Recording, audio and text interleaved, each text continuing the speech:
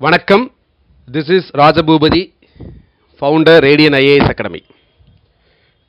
இன்னைக்கு இந்த 2017 Group 2A examination அதை பற்றி எல்லா டீட்டெயில்ஸ் பார்க்க போகிறோம்.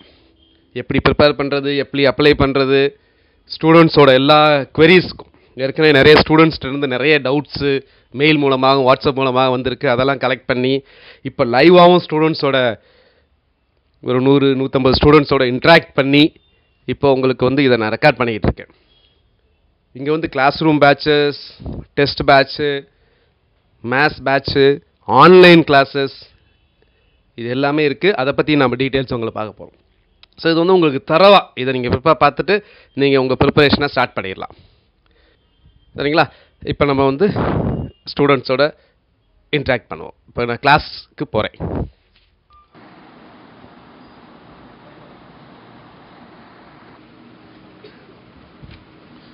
ரைட். இந்த குரூப் 2A எக்ஸாமினேஷன், இந்த டிஎன்பிஎஸ்சி நோட்டிஃபிகேஷனில் வந்திருக்க குரூப் 2 எக்ஸாமினேஷனை பற்றி டீட்டெயில்ஸ், அதை பற்றி ப்ரிப்பரேஷன்ஸ், இதெல்லாம் பற்றி பார்க்க போகிறோம். இங்கே எவ்வளோ பேர்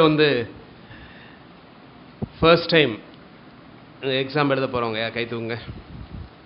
first time, very first time நான் டிஎன்பிஎஸ்சி எக்ஸாம்ஸ் எழுத போகிறேன், இதான் நான் ஃபர்ஸ்ட் எழுதக்கூடிய எக்ஸாமினேஷன் அப்படின்றோம். ரைட். இந்த குரூப் 2A நோட்டிஃபிகேஷன் இப்போ எவ்வளோ வேக்கன்சிக்கு வந்திருக்கு? 1953 வேக்கன்சிக்கு வந்திருக்கு. இதில் கிட்டத்தட்ட ஒரு 36 வேக்கன்சியை தவிர மற்ற எல்லா போஸ்ட்டுக்குமே any degree holders are eligible. சரிங்களா? ஸோ எந்த டிகிரி ஹோல்டர்ஸுமே எலிஜிபிள் 1900க்கு மேலே இருக்க போஸ்ட். 36 போஸ்ட்டுக்கு மட்டும்தான் ஸ்பெசிஃபிக்காக. ஃபார் எக்ஸாம்பிள் இப்போது ஏஎஸ்ஓஎன் லா டிபார்ட்மெண்ட்டுக்கு பிஎல் முடிச்சிருக்கணும், ஃபினான்ஸ் டிபார்ட்மெண்ட்டுக்கு பிகாம் முடிச்சிருக்கணும். மற்றபடி எல்லா போஸ்ட்டுக்குமே அப்போ கிட்டத்தட்ட 1900 எவ்வளோ போஸ்ட் வரும்? 17 27 17 போஸ்ட்டுக்கு கிட்டத்தட்ட பார்த்தீங்கன்னா எல்லாருமே எலிஜிபிள், எனி டிகிரி ஹோல்டர்ஸ். அந்த எனி டிகிரி ஹோல்டர்ஸுங்கிறது இன்ஜினியரிங் அப்படின்னு அதில் நோட்டிஃபிகேஷன்லாம் இருக்காது. பட் எனி பிஏபிஎஸ்சின்னு கேட்குற எல்லா இடத்துலையுமே இன்ஜினியரிங்கும் எலிஜிபிள். எங்கெங்கெல்லாம் பிஎஸ்சி மேத்ஸ் ஃபிசிக்ஸ்லாம் எலிஜிபிளோ அங்கே எல்லாமே இன்ஜினியரிங் எலிஜிபிள். அதாவது எனி டிகிரிங்கிறது பிஏ பிஎஸ்சி பிகாம் அப்படின்னு வந்ததுன்னா அது ஈக்குவலன் டு எனி டிகிரி வந்துடும். அதெல்லாம் ஈக்குவலன் டிகிரியில் வந்துடும். ஸோ அப்போ நிறைய பேருக்கு சார் பிஏக்கு எத்தனை போஸ்ட் அப்படின்னு கேட்பாங்க. இருக்கிற எல்லா போஸ்ட்டுக்குமே BA eligible, BA eligible, BSc எல்லாம் எலிஜிபிள், எக்ஸப்ட் டு ஸ்பெஷலைஸ்டு ஒரு 36 போஸ்ட். அது மாதிரி இந்த எக்ஸாம்ஸோட அந்த ஸ்கேல் ஆஃப் பே பார்த்தீங்கன்னா 5200 ஐஃபன் 20,200 ப்ளஸ் கிரேட் பே 2800 PB1 அப்படின்னு இருக்கும். இது நிறைய பேத்துக்கு தெரியவே தெரியாது. அது என்ன அப்படின்னே தெரியாது. சரிங்களா? இது என்ன சேலரி என்ன அப்படின்றது. அதில் 5200 அப்படிங்கிறது எப்போவுமே பேசிக் பே, அடிப்படை சம்பளம். அந்த கிரேட் பேன்னு சொன்னாங்க 2800, அது பே பேண்ட் 1 அப்படின்னு வரும். பே பேண்ட் 1 பொறுத்த வரைக்கும் 2800. இது ரெண்டையும் ஆட் பண்ணிக்கணும். அப்போ 5200 ப்ளஸ் 2800 இது ரெண்டையும் ஆட் பண்ணால் 8000 வரும். இந்த 8000ல் 136% DA right now government servant தமிழ்நாட்டுக்கு. 136% டிஏ. இப்போ 136% டிஏ அப்படின்னு போட்டிங்கன்னா கிட்டத்தட்ட சேலரி 19,000 கிட்ட வரும். 19,000 ப்ளஸ் ஹச்ஆர்ஏ உண்டு. ஒவ்வொரு இடத்துக்கும் மாறுபடும். சென்னைக்கு ஹச்ஆர்ஏ அதிகம். ஹச்ஆர்ஏன்னா என்னது? House rent allowance. அதுக்கப்புறம் ஸோ அந்த மாதிரி எல்லாம் போட்டிங்கன்னா ஒரு கிட்டத்தட்ட ஒரு சேலரி இப்போ 7th பே கமிஷன் இல்லாமல் 19,000 வரும். 19,000 அதாவது 7th பே கமிஷன் இல்லாமல். 7th பே கமிஷன் இம்ப்ளிமெண்ட் பண்ணிடுவாங்க நீங்கள் ஜாயின் பண்ணும்போது. சரிங்களா? ஸோ அப்போ அதோட சேலரி கூடும். ரைட். ஸோ இது அபவுட் சேலரி. இந்த குரூப் 2A போஸ்ட்டுக்கு எலிஜிபிலிட்டி எனி டிகிரி அப்படின்னு பார்த்தோம். அது மாதிரி ஓசிக்கு மட்டும்தான் 30 வயசு வரைக்கும் எலிஜிபிள். மற்ற எந்த கம்யூனிட்டி யாராக இருந்தாலும் எலிஜிபிள் பார்த்தீங்கன்னா எந்த ஏஜ் லிமிட்டே கிடையாது. எனக்கு எக்ஸாம் டேட்டு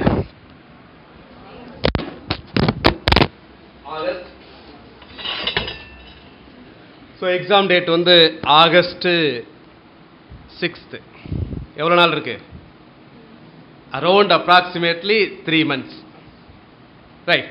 இந்த குரூப் 2A எக்ஸாமினேஷனுக்கு காம்படிஷன் வந்து எஸ்பெஷலி இந்த குரூப் 2A எக்ஸாமினேஷனுக்கு காம்படிஷன் நிறையவே இருக்கும். ஏன் அப்படின்னா யூஸ்வலாக ஏதாவது எக்ஸாம் வரும்போது அடுத்த எக்ஸாம் மற்ற எக்ஸாம்ஸ் இதெல்லாமே கிளியராக டிஃபைன் பண்ணியிருக்கும் போது பார்த்தீங்கன்னா அதுக்கு ப்ரிப்பேர் பண்ணுறவங்க இருப்பாங்க, இந்த இதுக்கு ப்ரிப்பேர் பண்ணுறவங்க இருப்பாங்க.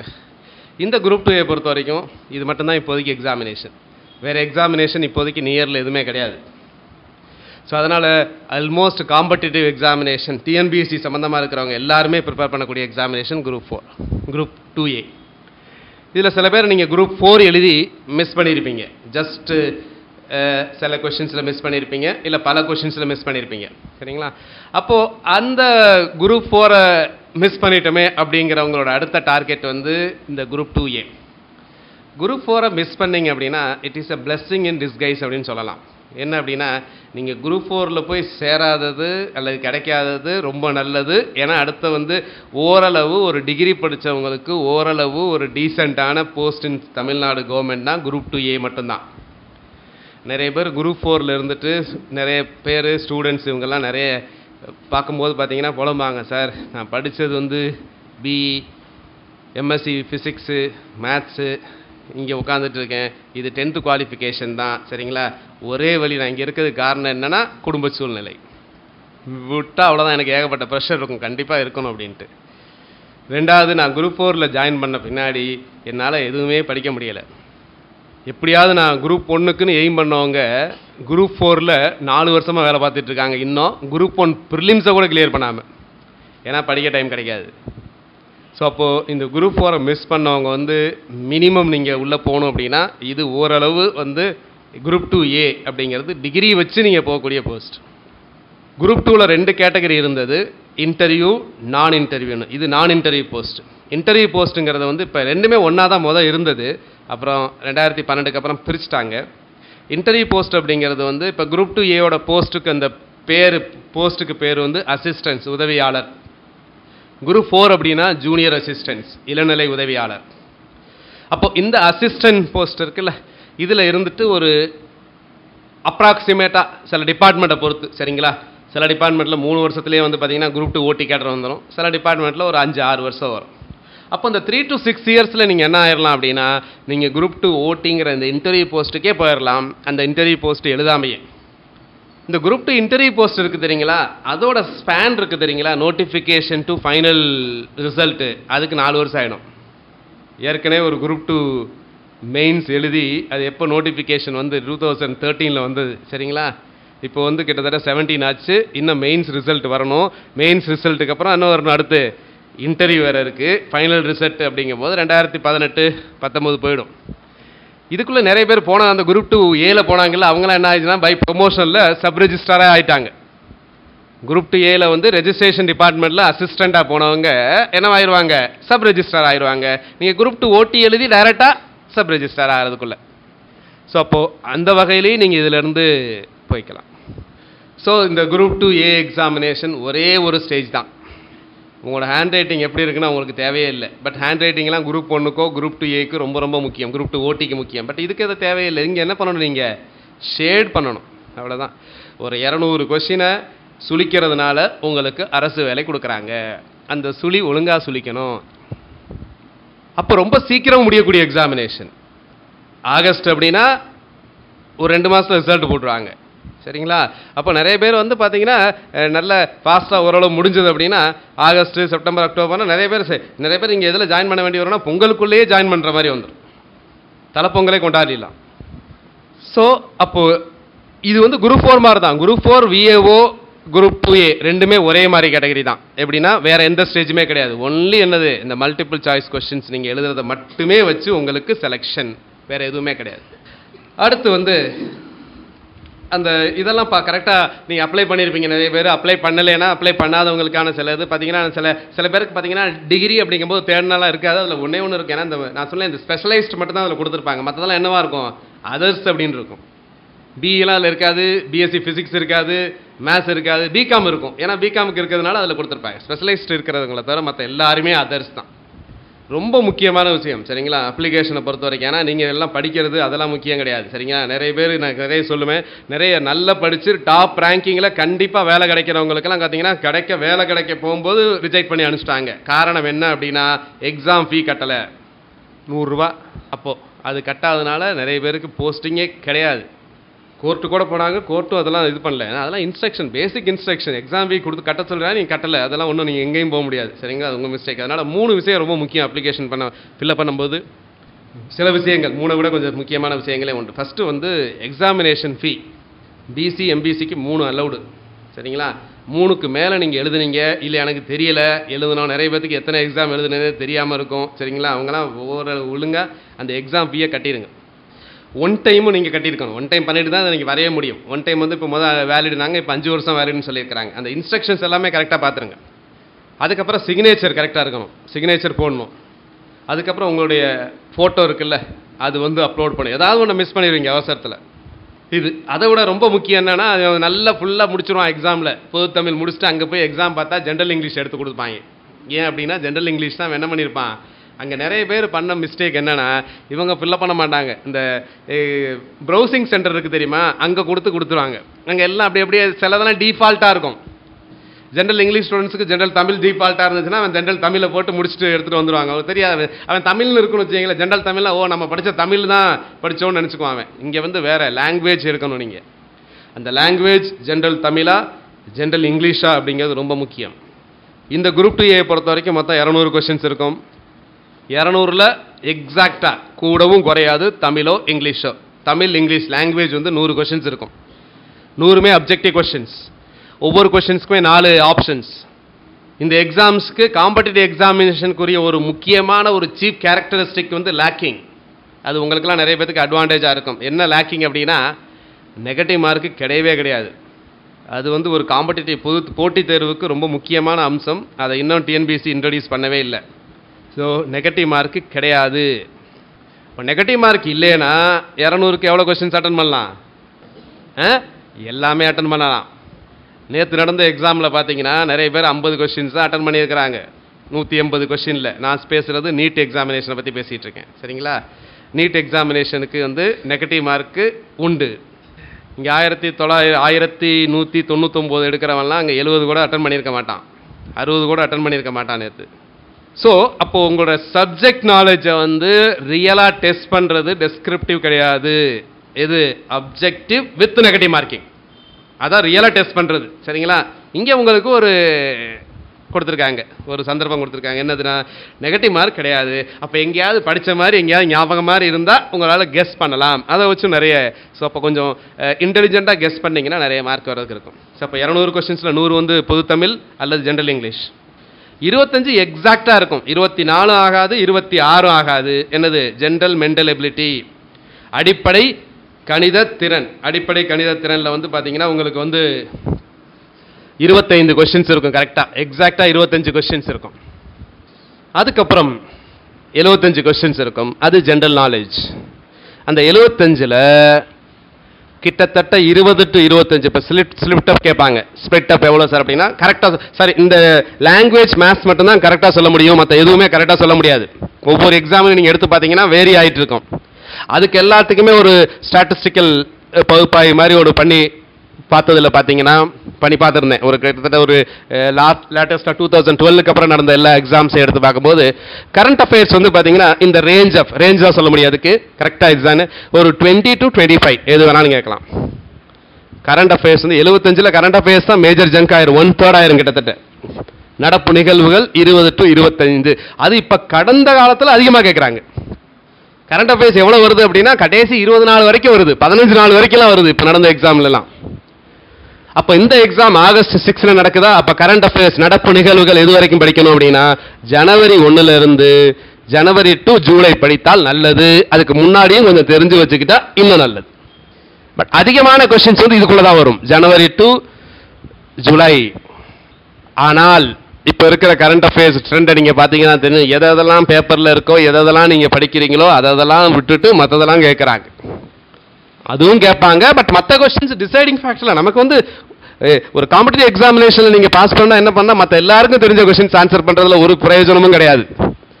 மற்றவங்க விடுறாங்க தெரியுமா, தெரியாம மற்றவங்க ஆன்சர் பண்ணாம விடக்கூடிய கொஸ்டின்ஸையும் நீங்க ஆன்சர் பண்ணணும். ஃபார் எக்ஸாம்பிள் மேத்ஸ் நிறைய பேர் தப்பா பண்ணுவாங்க, நிறைய பேர் ஃபுல் பண்ண மாட்டாங்க. ஆனா இருக்கிறதுல மேத்ஸ்ல 25க்கு 25 பண்ணலாம். ஒஸ்ட் கேஸ்ல நான் ரொம்ப மேத்ஸ்ல வீக்கு, அப்ப 24வது பண்ணும். அப்ப எக்காரணம் கொண்டு 20 கிலோலாம் குறைஞ்சிங்கன்னா சான்ஸே கிடையாது. ஸோ த டிசைடிங் ஃபேக்டர் இந்த குரூப் டிஏ வாங்கணும் அப்படின்னா the first important is general mental ability, அதுக்கப்புறம் கரண்ட் அஃபேர்ஸ். இதான் deciding factor. Language also, but லாங்குவேஜ்ங்கிறது நீங்க படிச்சிருவீங்கன்ற நம்பிக்கையில் பேசிக்கிட்டு இருக்கேன் நான். லாங்குவேஜ் வந்து படிக்கிறதுக்கு வந்து ரொம்ப பெரிய என்ன வேணும்னா ரொம்ப எனக்கு ரொம்ப இந்த திறமையெல்லாம் இருக்கணும் அவசியம் கிடையாது. உட்காந்து படிக்கணும். யார் படித்தாலும் லாங்குவேஜில் தமிழோ இங்கிலீஷில் யார் நல்லா படித்தாலும் மனப்பாடம் பண்ணாலும் 98 மார்க் எடுத்துடலாம். 98 கொஸ்டின்ஸ் ஆன்சர் பண்ணிடலாம். மார்க் கிடையாது. ஏன்னா இங்கே மார்க்குங்கிறது ஒவ்வொரு கொஸ்டின்ஸ்க்கு 1.5 மார்க். நான் நம்பர் ஆஃப் கொஸ்டின்ஸை பற்றி தான் பேசிகிட்டு இருக்கேன். 100 கொஸ்டின்ஸ் 25 75 ஜிகேல கிட்டத்தட்ட 20 to 25 எதுன்னு சொன்னேன், கரண்ட் அஃபேர்ஸ். அதுக்கடுத்த ஜங்க் வந்து சயின்ஸில் கேட்பாங்க.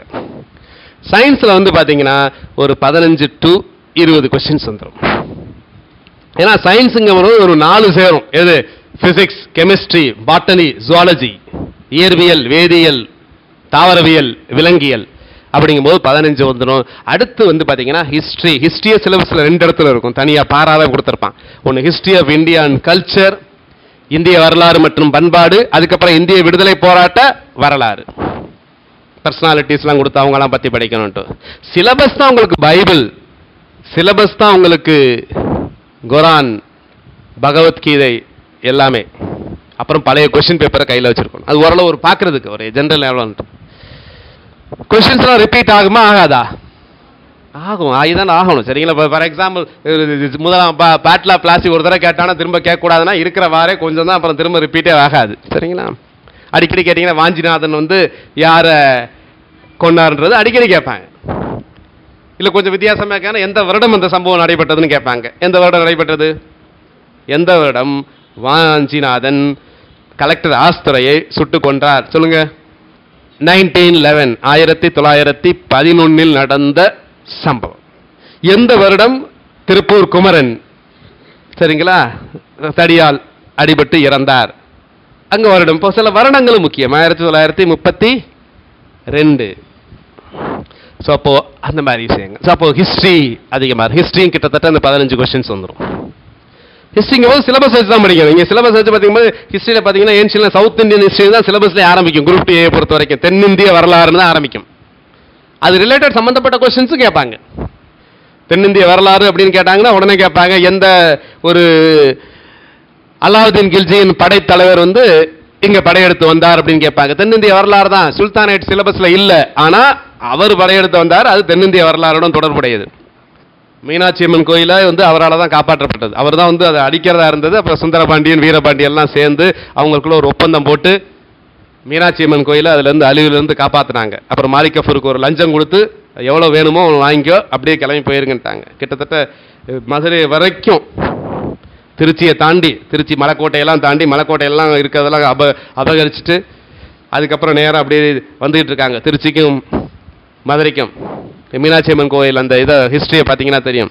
திருச்சிக்கு மதுரைக்கு வந்து பார்த்தீங்கன்னா கிட்டத்தட்ட 120 கிலோமீட்டர் படை வருது. படைனா எப்படி இருக்கும் அப்படின்னா கிட்டத்தட்ட 10,000-20,000 பேர் வருவாங்க. அலாவுதீன் கில்ஜி தலைமையில் வந்துகிட்டு இருக்கு. அலாவுதீன் கில்ஜி யார் அப்படின்ற மாதிரி கொஸ்டின் கேட்பாங்க. அவர் வந்து ஒரு ஈனுக், ஒரு ஹெர்மா ப்ராடக்ட். அவர் வந்து ஒரு டிரான்ஸ்ஜெண்டர். அவர் வந்து ஒரு திருநங்கை. மாலிக் காஃபூர், பட் மிகப்பெரிய மாலிக் காஃபூர் தலைமையில தான் அலாவுதீன் கில்ஜியோட எல்கை வந்து ரொம்ப பெரிய லெவலில் இருந்தது. சவுத் இந்தியன் வரைக்கும் வந்தது. அப்போ அந்த ட்ரூப்ஸால தான் அவங்களுக்கு நடந்த ஒரு உடன்படிக்கையால் கோயில் தப்பிச்சு. அப்போலாம் எல்லாமே கோயிலை தான் போய் கொள்ளையடிச்சுக்கிட்டு இருந்தாங்க. 712 ஆரம்பிச்ச அரப் இன்வேஷன் எல்லாமே கோயிலில் தான் நடக்கும். சோமநாத டெம்பிள் உங்களுக்கு தெரியும் சரிங்களா. நிறைய வருடங்கள் முக்கியம். வருடங்கள் பயப்படாதீங்க சரிங்களா. வருடங்கள் படிக்க படிக்க உங்களுக்கு ஏறிக்கும். வருடங்கள் முக்கியம். அப்போ கான்ஸ்டியூஷன் போனீங்கன்னா என்ன முக்கியம்? இங்கே நம்பர்ஸ் முக்கியம். சிலதெல்லாம் டிஎன்பிசி எக்ஸாம் பொறுத்த வரைக்கும் மனப்பாடம் பண்ணுறது முக்கியம் இல்லையா? ரொம்ப முக்கியம். எந்த எக்ஸாம்ஸ்க்கு மனப்பாடம் முக்கியம். அது கேட்டாக இருக்கட்டும், ஐஐடி ஜேஇஆ இருக்கட்டும், நீட்டாக இருக்கட்டும், எல்லாத்துலேயும் மெமரிங்கிறது எசென்ஷியல். பட் எவ்வளோ பர்சன்டேஜ் அப்படிங்கிறது முக்கியம். பட் எந்த காம்படிட்டிவ் எக்ஸாமா இருந்தாலும் சரி குறைந்தபட்சம் 60% மெமரி இருக்கும். குறைந்தபட்சம் 60% மெமரி இல்லைன்னா எந்த எக்ஸாமே முடியாது. நம்ம டிஎன்பிசியை பொறுத்த வரைக்கும் கிட்டத்தட்ட 90%க்கு மேல என்ன தேவை? மெமரி தேவை. மனப்பாடம் பண்ணணும். ஏன் எதுக்குன்னு கேட்காம சில விஷயத்துல மனப்பாடம் பண்ணணும். ஒரு ஆசிரியர் இந்த நூல்லாம் எழுதியிருக்காரு, ஏன் எழுதினாரெல்லாம் கேட்க முடியுமா? வேலைக்காரி நாடகம் எழுதுனது யாரு? கண்ணதாசனா? பாரதிதாசனா? பாரதியாரான்ற மாதிரி இருக்கு. பாவம் கஷ்டப்பட்டு எழுதி வச்சிருக்காங்க, நீங்க கொண்டு போய் வேற ஆளுக்கு கொடுக்குறீங்க. அது violation of intellectual property rights. அப்ப நிறைய விஷயங்கள் திருவள்ளுவர், திருக்குறள், ஒவ்வொன்று விஷயங்கள், நிறைய விஷயங்கள். கணக்கிலே மனப்பாடம் பண்ணுவா பண்ணக்கூடாதா? கணக்குல மனப்பாடம் பண்ணலன்னா அந்த கணக்குலேயே நிறைய மேஜர் மனப்பாடம் தான். அப்படியே அந்த கணக்கு மனப்பாடம் பண்ணக்கூடாது. ஃபார்முலா இல்லைன்னா ஒன்றும் பண்ண முடியாது. சரியா? 7, 11, 15, 19 இதில் 20வது உறுப்பு காண்க அப்படின்னு கேட்பான். Find the 20th term of the following progression 7, 11, 15, 19 அப்படின்னா என்ன ஃபார்முலா தெரிஞ்சா பண்ண முடியும்? a plus n minus 1 into d அப்படின்னு அவங்க சொன்னாங்க. அந்த ஃபார்முலா தெரிஞ்சா மட்டும் தான் பண்ண முடியும், இல்லைன்னா ஒன்றும் பண்ண முடியாது. வரிசையா எழுதுவோம் சார் அப்படின்னா கஷ்டம், லேட் ஆகும். அவன் 20வது டேர்முக்குள்ள 201வது டேர்ம் கேட்டானா அந்த எக்ஸாம்ல இதை ஒன்றை மட்டும் எழுதிட்டு வர முடியாது. ஸோ அப்போ ஃபார்முலா, வட்டத்தின் பரப்பளவு, கோளத்தின் பரப்பளவு, ஸ்பியர், சிலிண்டர், ஏகப்பட்டது. ஃபார்முலாஸ் ரொம்ப கிடையாது. இந்த டூல ஏரியா வால்யூம்னு சிலபஸ்ல இருக்கும் மேத்ஸ்ல, அதில் மட்டும் தான் நிறைய ஃபார்முலாஸ் உண்டு. மற்றெல்லாம் ரொம்ப ஃபார்முலாஸ் கிடையாது. அதிகபட்சம் ஒரு 40 ஃபார்முலா இருக்கும்.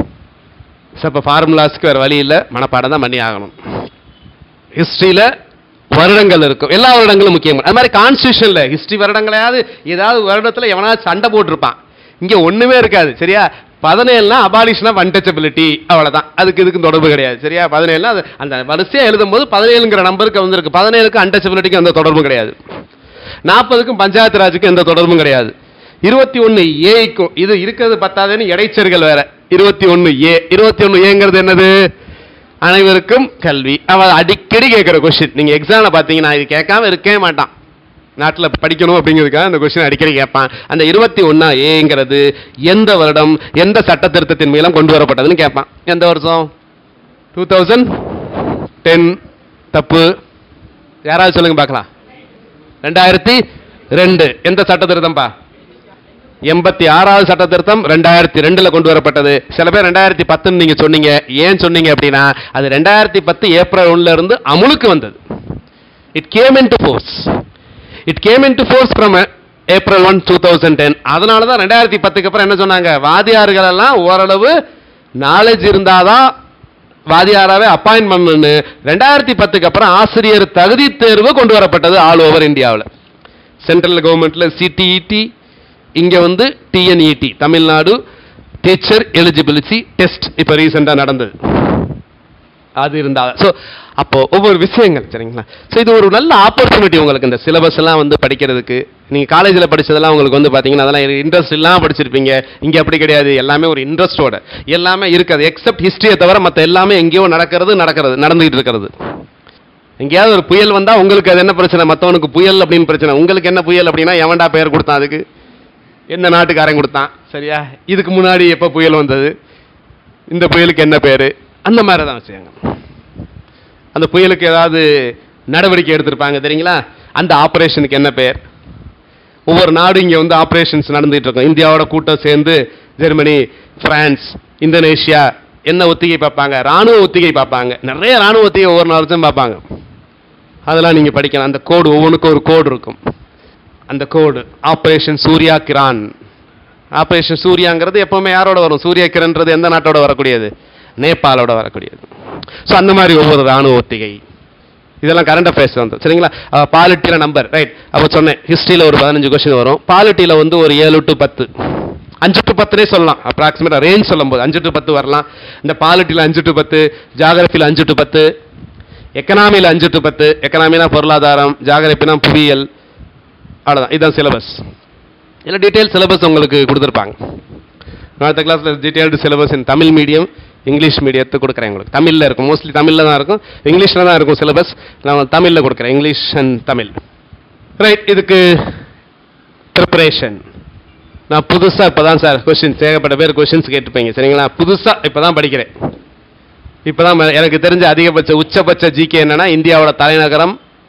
இந்தியாவோட தலைநகரம் என்ன? இந்தியாவோட தலைநகரம் என்ன? சரி, நியூ டெல்லின்னு சொல்கிறவங்களாம் கை தூக்குங்க. டெல்லின்னு சொல்கிறவங்களாம் கை தூக்குங்க. இப்போ சொன்னீங்க சில பேர் டெல்லி கிடையவே கிடையாது, ஞாபகம் வச்சுங்க. அதுலேயே பிரச்சனை. டெல்லி கிடையாது capital of India. Capital of இந்தியாங்கிறது என்னது? New Delhi. New Delhi is a part of Delhi. டெல்லிங்கிறது ஒரு மாநிலம், கிட்டத்தட்ட மாநில அந்தஸ்து உள்ளது. National capital territory region. அதில் வந்து நியூ டெல்லிங்கிறது ஒரு இடம். அந்த இடம் தான் கேபிட்டல் ஆஃப் இந்தியா. அது மாதிரி இந்தியா ஆசியா கண்டத்தில் இருக்குது. எத்தனை கண்டன்றது தெரியாது. இது இவ்வளவு இருந்தால் கூட படித்தா படிக்கலாம். ஆனால் ஒரு நாளைக்கு குறைந்தபட்சம் 8 to 10 மணி நேரம் படிக்கணும். திரும்ப சொல்கிறேன், இதில் ரொம்ப அண்டர்லைன் பண்ணக்கூடிய வேத்தை என்னன்னா, நாளைக்குன்றதான் முக்கியம். ஒரு நாளைக்கு, அந்த நாளைக்கு கிடையாது. நம்ம ஒன்று பண்ணுவோம் தெரியுமா, நாளைக்கு படிக்கலாம். அந்த நாளைக்கு கிடையாது. நமக்கு எப்பவுமே ரொம்ப பிடிச்ச விஷயம் என்ன தெரியுமா, போஸ்ட்போன் பண்ணுறது. அப்புறம் பார்க்கலாம், பிறகு பார்த்துக்கலாம். எக்ஸப்ட் என்னது, சாப்பாடை தவிர. அம்மா பிரியாணி ரெடினா என்னது, பிறகு பார்த்துக்கலாம், அப்புறம் சொல்ல மாட்டோம். அது மட்டும்தான் என்னது, உடனே. இந்த நாளைக்கு கிடையாது, டெய்லி படிக்கணும். என்னையிலேருந்து படிக்கணும், இன்னையிலேருந்து படிக்கணும். நாளையிலேருந்து படித்தா சர்வீஸ் வாங்க முடியாது. 8 to 10 hours கேட்குறதுக்கே கொஞ்சம் சில பேருக்கு புதுசாக ஒரு விதமாக. செமஸ்டருக்கே 10 hours படித்தது கிடையாது. இதான் இங்கே ரொம்ப முக்கியம். வந்து எவ்வளோ நேரம் படிக்கிறோம், எவ்வளோ மேன் ஹவர்ஸ் ஒர்க் பண்ணுறோம் அப்படிங்கிறது தான் முக்கியம். இன்டெலிஜென்ட் இல்லை, அதெல்லாம் வேற விஷயம். இங்கே இன்டெலிஜென்ஸுக்கெல்லாம் வேலையே கிடையாது. இன்டெலிஜென்ஸ் ஹெல்ப்ஸ், பட் வெறும் இன்டெலிஜென்ஸை மட்டுமே வச்சு சர்வீஸ் பண்ண முடியாது. இன்டெலிஜென்ட் இருந்ததுன்னா அது உங்களோட ப்ரிப்பரேஷனில் ஹெல்ப் பண்ணும். ஒருத்தர் 6 மணி நேரம் படிக்கிறான் அப்படின்னா அது நீங்கள் ஒரு இன்டெலிஜென்ட்டாக ஒரு 5.5 மணி நேரமாவது படிக்கணும். அதுக்காக இன்டெலிஜென்ட் பீப்புள் 1 hourலாம் படிச்சாலும் முடியாது. மேத்ஸ் கொஞ்சம் நீங்கள் நல்லா பண்ணீங்க அப்படின்னா கொஞ்சம் கிராஸ்பிங் ஒவ்வொருத்தனுக்கும் மாறுபடும். இங்கே இருக்க ஒவ்வொரு ஆளுக்கும் கிராஸ்பிங் மாறுபடும். எந்த 2 பேர்த்துக்கும் கிராஸ்பிங் ஒன்றா கிடையவே கிடையாது. சில பேருக்கு ஒரு கொஸ்டின், ஒரு ப்ராப்ளத்தை நான் போட்டேன்னா உடனே புரிஞ்சுக்குவாங்க. இன்னொருத்தவங்களுக்கு அதே மாதிரி இன்னொரு ப்ராப்ளம் கேட்பாங்க. இன்னொருத்தவங்களுக்கு அதில் கொஞ்சம் நான் நம்பரை மாற்றி போட்டால் கூட கஷ்டம். a+b² தெரியும் சொல்லிட்டேன்னு வச்சுங்களேன். இப்போ for example a+b² a² + b² + 2ab சொல்லிட்டேன். சப்போஸ் நான் வந்து டெஸ்ட்டில் வந்து x+y² அப்படின்னு கேட்டால் அவுட் ஆஃப் சிலபஸ்ன்றான். சார் இப்படி பார்த்ததே இல்லைன்றான். சரியா, அப்படியே இருக்கணும். ஏனா ஏ, பினா பி. இப்படி இருக்கிறவன் தான் அந்த 1199 மார்க் எடுப்பான் அடுத்த வாரத்தில். ஸோ இங்கே கொஞ்சம் ரீசனிங் வேணும், காமன் சென்ஸ் வேணும். சரிங்களா, அந்த மாதிரி இருந்தால் தான் மேத்ஸ் கொஸ்டின்ஸ் பார்க்கணும். சார் நான் பிஏ இங்கிலீஷு, நான் பிஎஸ்சி ஜுவாலஜி, என்னால் இந்த ஆப்டிடியூட் கொஸ்டின்ஸ் போட முடியுமா? நல்லா பண்ணலாம். நான் மேத்ஸில் 100க்கு 100, +2ல் வந்து 200க்கு 200 மேத்ஸில். அப்போ நீ கொஞ்சம் கேர்ஃபுல்லாக இருக்கணும், பார்க்கணும். நான் எம்எஸ்சி ஃபிசிக்ஸ் படிச்சிருக்கேன், ஃபிசிக்ஸ்லேருந்து படிக்க ஆரம்பி. ஹிஸ்ட்ரி பிஹெச்டி, அப்போ சிந்து சமரி நாகரிகத்திலேருந்து படி. உனக்கு தெரியாது, நிறைய தெரியாது. அப்போ நீங்கள் படித்தது யாருக்கு ஹெல்ப் பண்ண போகிறதே கிடையாது. ஞாபகம் வச்சுங்க. இங்கே யாராவது இது வரைக்கும் சர்வீஸ் வாங்கினவங்களோ இல்லை இப்போ இருக்கவங்களோ, நான் படித்த படிப்பு எனக்கு வந்து இந்த காம்படிட்டிவ் எக்ஸாம்ஸ்க்கு ரொம்ப ஹெல்ப்ஃபுல்லாக கிடையவே கிடையாது. ஆனால் நம்ம தப்பாக நினச்சிக்கோம். என்ன நினச்சிக்கோம், சார் நான் வந்து பிஏ தமிழ் படிச்சிருக்கேன், இந்த 25 ஆப்டிடியூட் கொஸ்டின் ரொம்ப முக்கியம்னு சொல்கிறாங்க. அதெல்லாம் அந்த இன்ஜினியரிங் படித்த ஸ்டூடெண்ட்ஸ், இந்த எம்எஸ்சி ஃபிசிக்ஸ், எம்எஸ்சி மேத்ஸ் படித்த ஸ்டூடெண்ட்ஸ்லாம் நல்லா ஆன்சர் பண்ணிடுவாங்களே, நம்ம எப்படி பண்ணுறது அப்படின்பாங்க. அவன் பயம் அவனுக்கு தான் தெரியும். சரியா, பிஏ படித்த நம்மள இன்னும் இந்த உலகம் நம்பிக்கிட்டா இருக்கு. சரியா, நமக்கே பிரச்சனையே அதுதான். சரியா, இதை போய் நம்மளை வந்து எல்லாம் தெரியும் அவன் நினச்சிட்டு இருக்கதான் இன்னும் நம்மளை கடுப்பேற்றுற மாதிரி இருக்குமே. அதனால் இங்கே யாருமே பிஎஸ்சி மேத்ஸ்ல எம்எஸ்சி மேத்ஸ்ல இதை படிக்கவே கிடையாது. எந்த பிஇ ஸ்டூடெண்ட்ஸும் இதை படிக்கவே கிடையாது. மேபி பிஇ ஸ்டூடெண்ட்ஸ் கேம்பஸ் பிளேஸ்மெண்ட்டுக்காக இதை கொஞ்சம் ப்ராக்டிஸ் பண்ணியிருப்பாங்க. இது வந்து ஸ்கூல் புக்ஸில் இருக்கிறது தான், அதிகபட்சம்லாம் கிடையாது. இப்போ எடுத்து படிக்கும் போது தான் ஓஹோ டைம் அண்ட் ஒர்க்லாம் இப்போ ஒரு காலத்தில் நம்ம படிச்சிருக்கமான்றதே மறந்துருக்கும் நமக்கு. ஆனால் ஸ்கூல் புக்கில் தான் இருக்குது. நீங்கள் படித்த ஸ்கூல் புக்கையும் எடுத்து பாருங்க, அங்கே இதெல்லாம் இருக்குது.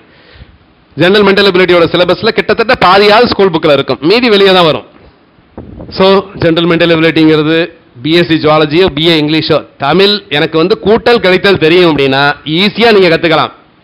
கற்றுக் கொடுத்துருவேன், படிக்கணும். ஆனால் ப்ராக்டிஸ் பண்ணணும், சொல்ல பேச கேட்கணும். காம்படிட்டிவ் எக்ஸாம்ஸில் இஷ்டத்துக்கெல்லாம் இந்த டெய்லி அன்னன்னைக்கு பாடத்தை அன்னன்னைக்கு படிக்கணும்னு சொல்லுவாங்க. சரியா, இது அன்னன்னைக்கு பாடங்கிட்ட அடுத்த நாள் பாடத்தையும் இன்னைக்கே படிக்கணும். மற்றபடி யார் இன்னைக்கு எனக்கு ஃப்ரெஷ்ஷாக ஆரம்பித்தா கூட சர்வீஸ் வாங்கலாங்க. அதே சமயத்தில் உங்களுக்கு இந்த வேக்கன்சி ஒரு பெரிய இதாக தெரியக்கூடாது. 1953 கண்ணுக்கு பார்க்கவே கூடாது. நீங்கள் பார்க்குறதெல்லாம் என்னன்னா, நான் சொல்லணும், இந்த குரூப் 2A முதல் 100 ரேங்க்குள்ளே வரப்போகிறேன். இல்லை, நான் சிங்கிள் டிஜிட் ரேங்க் தான் எடுத்தாகணும். இல்ல ஸ்டேட் ட்ரெயின் ஃபர்ஸ்ட் மட்டும் தான் என் கண்ணுக்கு தெரியுது. அர்ஜுனன் கண்ணுக்கு என்ன தெரியும்? மரம் தெரியுமா? தெரியாது. கிளை தெரியாது. இது எது கிளியும் தெரியாது.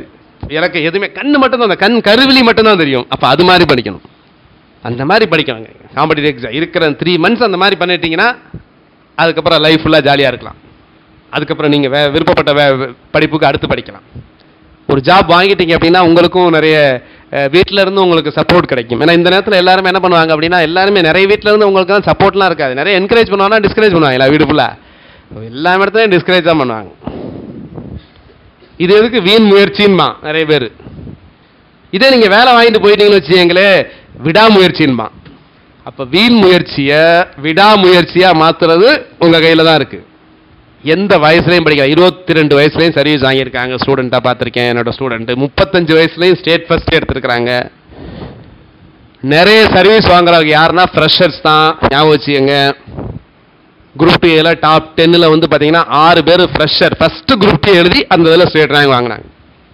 100 பேர் வாங்குறாங்கன்னா டாப் 100ல் கிட்டத்தட்ட ஒரு 50 பேராவது குறைஞ்சபட்சம் ஃப்ரெஷர்ஸாக தான் இருப்பாங்க, ஃபர்ஸ்ட் டைமர்ஸ்.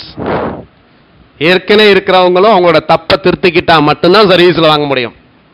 இல்லை அப்படின்னா அதே தப்பை பண்ணாங்க அப்படின்னா நார்மலாக சொல்லக்கூடிய தப்புன்றது நான் சொன்னது தான். நிறைய பேர் சர்வீஸ் வாங்காத காரணம் வந்து 2 விஷயம் தான். சரிங்களா? ஒன்று மேத்ஸ் படிக்காமல் இருப்பாங்க, இல்லைன்னா லாங்குவேஜை படிக்காமல் இருப்பாங்க. நீங்கள் படிக்கிற படிப்பில் கிட்டத்தட்ட பாதி நேரத்தை லாங்குவேஜ் ஒதுக்கிடணும். லாங்குவேஜை வந்து ரொம்ப இதாக வச்சிடாதீங்க. 8 மணி நேரம் படிச்சீங்கன்னா 4 மணி நேரம் லாங்குவேஜ் படிக்கணும். மீதி 4 மணி நேரத்தில் 1 மணி நேரம் மேத்ஸ் பாருங்க, மீதி 3 hours வந்து ஜிகே பாருங்க. எல்லாம் ஒரு நாளே எல்லா சப்ஜெக்டும் கலந்து பாருங்க. ஒரே வாரமே இது வந்து வரலாறு வாரம் புவியியல் வாரம்லாம் வைக்காதீங்க. அப்படிலாம் வச்சா வந்து உங்க எஃபிஷியன்சி பாதிக்கப்படும். படிக்கலாம், இன்ட்ரெஸ்டா இருக்கும். நமக்கு ரொம்ப இன்ட்ரெஸ்டா இருக்கு ஒரு வாரத்துக்குன்னா என்ன அர்த்தம் அப்படின்னா நம்ம எஃபிஷியன்சியை குறைக்கிறோம்னு அர்த்தம். சரிங்களா? நம்ம எஃபிஷியன்சியை கூட்டணும் அப்படின்னா அது இன்ட்ரெஸ்டா இருக்காது. உடம்புக்கு ரொம்ப டேஸ்டா இருக்கக்கூடிய விஷயங்கள்லாம் உடம்புக்கு நல்லது கிடையாது. உடம்புக்கு நல்ல இல்லாத நல்லதான விஷயமெல்லாம் டேஸ்டா இருக்காது. அப்ப நான் என்னால் ஒரு வாரம் படிக்க முடியுது ஒரே சப்ஜெக்டா, என்ன அர்த்தம்? Your under utilising your capacity, your பிரெயினை அண்டர் யூட்டிலைஸ் பண்ணிட்டு இருக்கீங்க. அதான் ஒரே சப்ஜெக்ட் எடுத்து வச்சுட்டு இருக்கீங்க. ஒரே சப்ஜெக்ட் எடுத்து வச்சா ஒன்றும் தெரியாது. ஒன்றும் தெரியாதுன்றதை விட அதே இதில் இன்னும் நிறைய படிச்சிருந்தீங்கன்னா உங்களுடைய மெமரியே டயர்டாகாமல் இருக்கும். நிறைய விஷயங்களுக்கு அந்த இது முக்கியம். ஈவன் ஒரு நீங்கள் கிராப்னு எடுத்துட்டீங்கன்னா கூட என்ன சொல்றான்னா, கிராப்பே ரொட்டேஷன் சொல்கிறான். சரியா? மிக்சடு ஃபார்மிங்ன்றான். கலப்பு பண்ணு, எல்லாமே கலந்து போடு அப்படின்றான். அப்போதான் பிரெயினில் வந்து ஒன்று புரிஞ்சுங்க. சயின்ஸ் படிக்கும்போது பிரெயினில் ஒரு பார்ட் ஒர்க் ஆகும், மேத்ஸுக்கு ஒரு பார்ட் ஒர்க் ஆகும், ஹிஸ்ட்ரிக்கு ஒரு பார்ட் ஒர்க் ஆகும், பாலிட்டி ஆர்ட்ஸ் சப்ஜெக்ட்லாம் ஜென்ரலாக சொல்றதுன்னா ஆர்ட்ஸுக்குலாம் ஒரு பார்ட் ஒர்க் ஆகும், சயின்ஸ் ரீசனிங் சப்ஜெக்ட்லாம் இன்னொரு பார்ட் ஒர்க் ஆகும். அப்போ எல்லாம் ஒர்க் ஆச்சுன்னா ஒரு நாளைக்கு எல்லாத்தையுமே நீங்கள் ஸ்டிமுலேட் பண்ணுறீங்கன்னு அர்த்தம். வெறும் சயின்ஸையே படிச்சுட்டு இருந்தீங்கன்னா ரைட் பிரெயின் சும்மா கிடக்கும். ஸோ இப்போ லெஃப்ட் ரைட்டு 2 பிரெயினுக்கு ஈக்குவலாக கொடுங்க. ஒரு சப்ஜெக்ட் எடுங்க. டெய்லி மேத்ஸாவது பாருங்க. ஒரு ஹிஸ்ட்ரியே படிக்கிறீங்கன்னா கூட ஒரு மேத்ஸ் எடுத்து பாருங்க.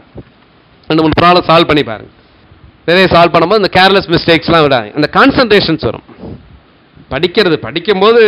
படிக்கும்போதே கான்சன்ட்ரேஷன் எப்படின்னா, நீங்கள் படிச்சுட்டு இருக்கீங்க, அப்போ யாராவது வந்துட்டு போனால் கூட உங்களுக்கு தெரியக்கூடாது. நான் தூங்கக்கூடாது, தூங்கினாலும் வந்துட்டு போனால் தெரியாது. சரியா? படிச்சுக்கிட்டு இருக்கும்போது வந்துட்டு போனால் தெரியக்கூடாதுன்னா நல்லா அந்த அளவுக்கு கான்சன்ட்ரேஷனில் இருக்கேன். அப்படி படிக்கணும். இந்த சைத்தான்ட்ட இருந்து வெளியே வந்துருங்க. ஃபேஸ்புக்கு, வாட்ஸ்அப்பு இதெல்லாம் சைத்தான்கள். அதுலேயும் நல்ல விஷயங்கள் இருக்கும். பட் நீங்க அங்க எப்படி இருக்கணும் அப்படின்னா அன்னப்பறவை மாதிரி இருக்கணும். அது முடியலன்னா வேணாம். அதுக்காக நீங்க அதுலேயே நல்ல விஷயங்கள் இருக்குன்னா ஒரு நாளைக்கு இந்த டைம்ல அதுக்கு உதவி செய்யுங்க. அன்னப்பறவை என்ன பண்ணும்? பாலை மட்டும் தான் சாப்பிடும். ரைட். அதுக்கப்புறம் வந்து பாத்தீங்கன்னா ரிகார்டிங் ரிசர்வேஷன். எல்லாருமே ஓசி மேல் நினைச்சிட்டு படிங்க. தயவு செஞ்சு ஓசி ஃபீமேல், நான் எஸ்சி படிக்கணும், எவ்வளவு படிக்கணும், எஸ்டி எவ்வளோ கிடைக்காதீங்க. மொத்த ரிசர்வேஷன் வந்து தமிழ்நாட்டில் 69%. இதே எக்ஸாம்ல கேட்பாங்க. 69% தமிழ்நாட்டில் ரிசர்வேஷன் எந்த வருடம் கொண்டு வரப்பட்டது? யாராவது சொல்லுங்க பார்க்கலாம்.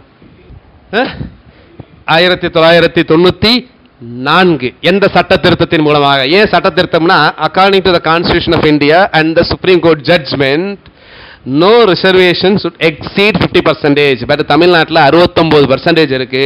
அதனால இதை சேஃபா கொண்டு போய் எங்க வச்சிருக்கிறோம்? எந்த அட்டவணையில் வச்சிருக்கோம்? எந்த ஷெடியூல்ல வச்சிருக்கிறோம்? இதை 9th ஷெடியூல். 9th ஷெடியூலில் வச்சிருந்தா என்ன அர்த்தம் அப்படின்னா, அது இம்யூனிட்டி கிடைச்சிரும். அதில் இருக்கிறத வந்து கோர்ட்டு, கேட்கக்கூடாது. Even though it violates the constitution of India. ஒரு கான்ஸ்டியூஷனே வயலேட் பண்ணா கூட அதை கொண்டு போய் வச்சிடலாம். அதை ஜுடிஷியல் ரிவ்யூ பண்ண முடியாது. ஜுடிஷியல் ரிவ்யூனா என்னதுன்னா, this is the power of the court to review the laws passed by the parliament. Judicial ரிவ்யூனா தமிழில் என்னதுன்னா நீதி புனராய்வு. நீதி புனராய்வுனா என்னதுன்னா, சட்டம் ஏற்றிருப்பாங்கல்ல பாராளுமன்றத்திலேயோ சட்டமன்றத்திலேயோ, அதை இந்த கோர்ட்டு போய் பார்க்கும். இந்த சட்டம் கரெக்டாக சட்ட விதிகளின்படி இந்திய அரசியலமைப்பு சட்டத்தை எதுவும் மீறாம ஏற்றப்பட்டுள்ளதான்னு பார்க்கும். அப்படி ஏற்றப்படலைன்னு வச்சுங்களேன், உடனே என்ன பண்ணிடாத கேன்சல் பண்ணிடும்.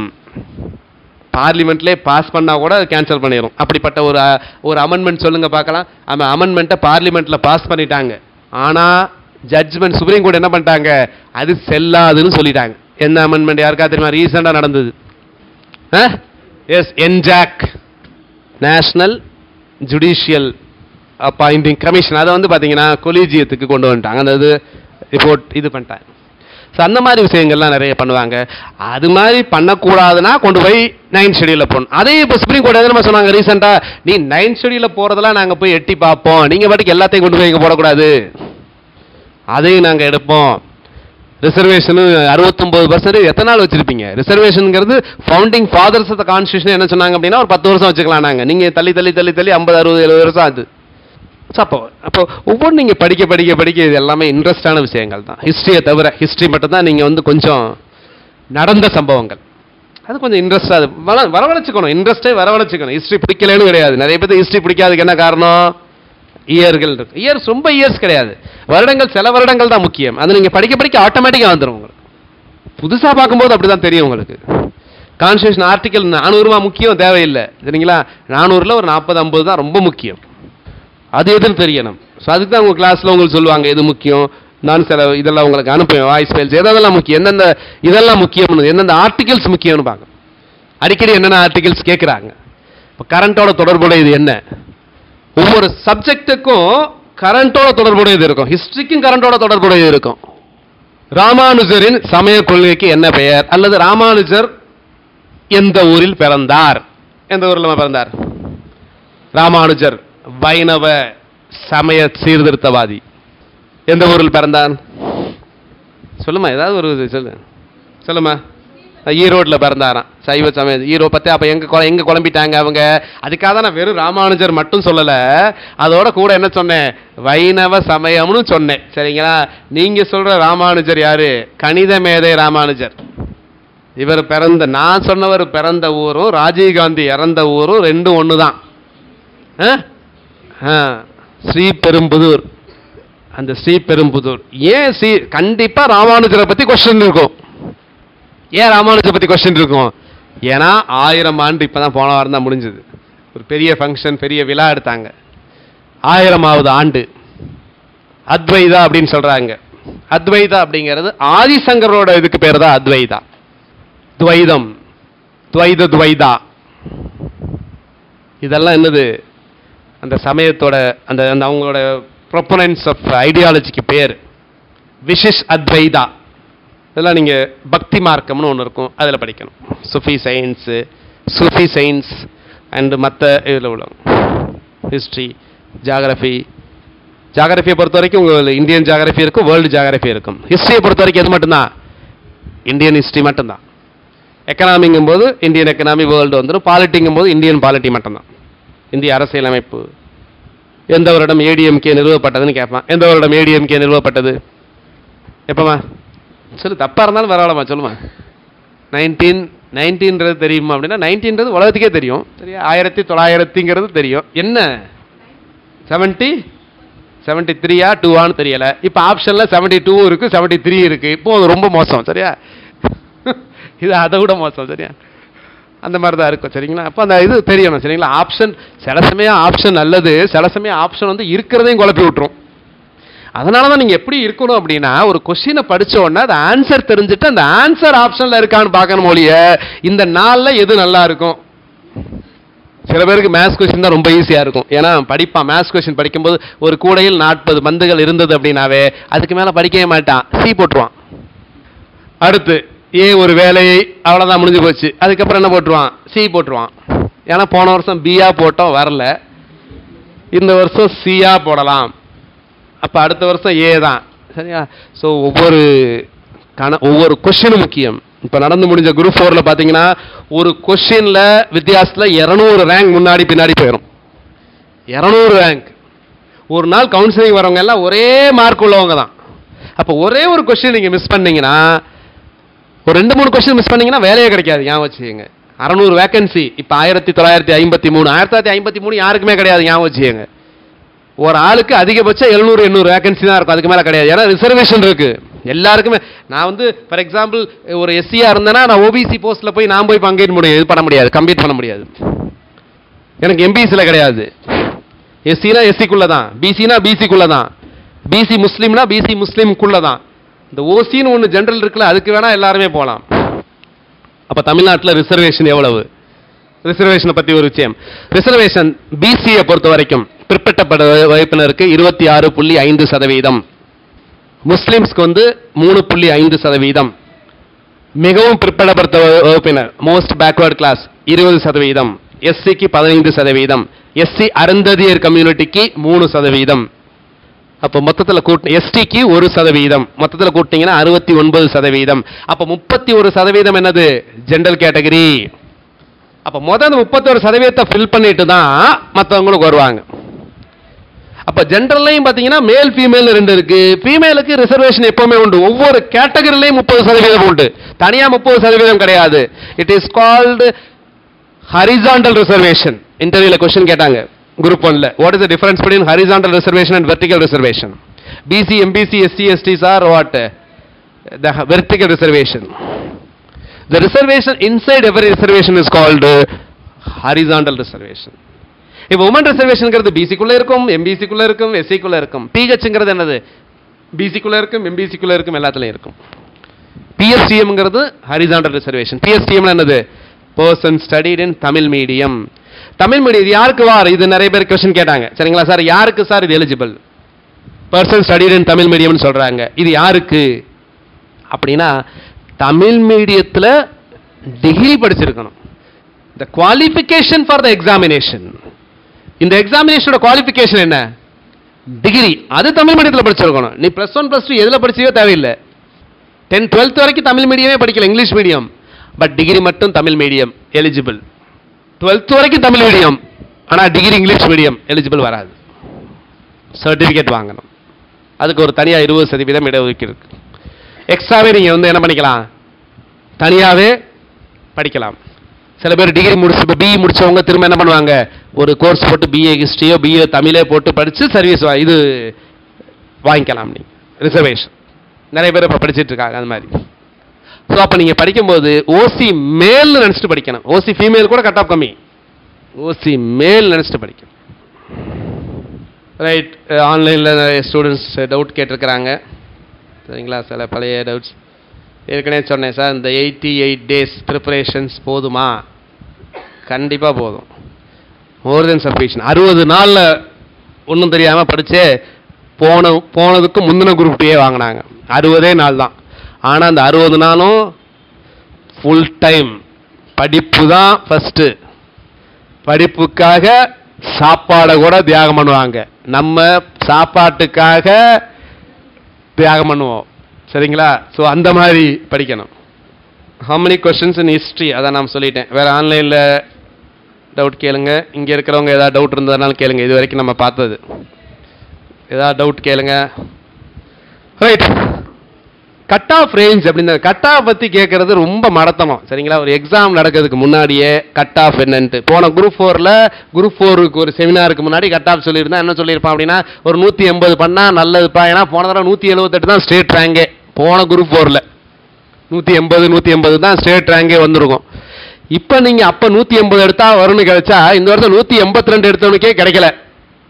அப்போ கட் ஆஃப் மார்க்குங்கிறது என்னது? கொஸ்டின் பேப்பர் ஈஸி ஆச்சுன்னா கட் ஆஃப் மார்க் என்ன ஆகும்? கூடிரும். நிறைய பேர் எக்ஸாம் எழுதினாலும் கட் ஆஃப் மார்க் என்ன ஆகும்? கூடிரும். நிறைய பேர் படிப்பாங்க, அப்போ போட்டு படிப்பாங்க, நிறைய எழுதுவாங்க. அதனால் கட் ஆஃப் மார்க்குங்கிறது தயவு செய்து கேட்காதீங்க. ஒரு எக்ஸாம் நடந்து முடிஞ்ச பின்னாடியே கட் ஆஃப் மார்க்கு கால்குலேட் பண்ணுறதுக்கு நான் எவ்வளோ கஷ்டப்படுறேன்னு எனக்கு தான் தெரியும். அதனால் முன்னாடி ஒன்றுமே பண்ண முடியாது. சரிங்களா? ஆனாலும் இதான் நான் சொல்கிறேன். தமிழில் 98 அட்டன் பண்ணுறது இல்லை, சரியா பண்ணுறது 100க்கு 98 பண்ணணும். மேத்ஸில் 25க்கு போனால் போகுதுன்னு 24 பண்ண சொல்கிறேன். 75 ஜிகேல ஒரு 55 கண்ணை கட்டுதா? படிக்கணும், வரும், முடியும். யாரோ ஒரு ஸ்டேட் ரேங்க் எடுக்கிறாங்கல்ல, நீங்கள் எடுக்க முடியாது. அவருக்கு என்ன தனி குவாலிஃபிகேஷனாக இருக்குது ஸ்டேட் ரேங்க் எடுக்கிறதுக்கு? படிக்கிறாரு, படித்தா எடுக்கலாம் யார் வேணாலும். உங்கள் எய்மே state rank, single digit rank எடுங்க, அதுதான் யோசிக்கணும். அதுக்குரிய எல்லா விதமான இது தரேன். ஆனால் படிக்கணும். என்னால் படிக்க முடியாதுன்னா, என்னால் படிக்க முடியாது, என்னால் 6 மணி நேரம் படிக்க முடியாது, மெமரி பண்ண முடியாதுன்னா தயவு செஞ்சு எக்ஸாம் அப்ளை பண்ணாதீங்க. நான் ரொம்ப இன்டெலிஜென்ட் அப்படின்னு நினச்சிங்கன்னா அந்த பக்கமே வராதிங்க, எக்ஸாம் பக்கமே. ஏன்னா இந்த intelligent people never sit and study. If you are intelligent it will be helpful for your preparation. அது ஹெல்ப்ஃபுல்லாக இருக்கும். ஆனால் ரொம்ப இன்டெலிஜென்ட், ரொம்ப ஓவர் கான்ஃபிடன்ஸான அழிஞ்சவன் நிறைய பேர் இருக்கான். அதனால தான் எம்ஏ தமிழ் லிட்ரேச்சர் போட்டவெல்லாம் பார்த்தீங்கன்னா பொது தமிழ் எவ்வளோ தெரியுமா பண்ணுவான்? 85 தான் வரும், அவனுக்கு 90 தான் வரும். ஆனால் பிஇ படித்தவன் என்ன பண்ணுவான் தெரியுமா? 98 99 போட்டுருவான். ஏன் தெரியுமா?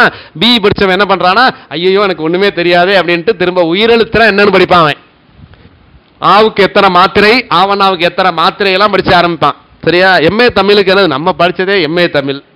இதில் என்னது? ஆனால் எம்ஏ தமிழ் படித்தவங்களுக்கு வந்து பார்த்தீங்கன்னா ஒரு சிட்டில் இது தெரியாது, ஐஞ்சிருங்காப்பியங்களை வரிசையாக சொல்ல தெரியாது. ஸோ அதனால் இது வேறு, காம்படிட்டிவ் எக்ஸாமினேஷன் வேறு. நீங்கள் படித்தது இடிச்செல்லாம் ஒரு டிகிரி குவாலிஃபிகேஷன் தான். இனிமே தான் படிக்கவே போகிறீங்க.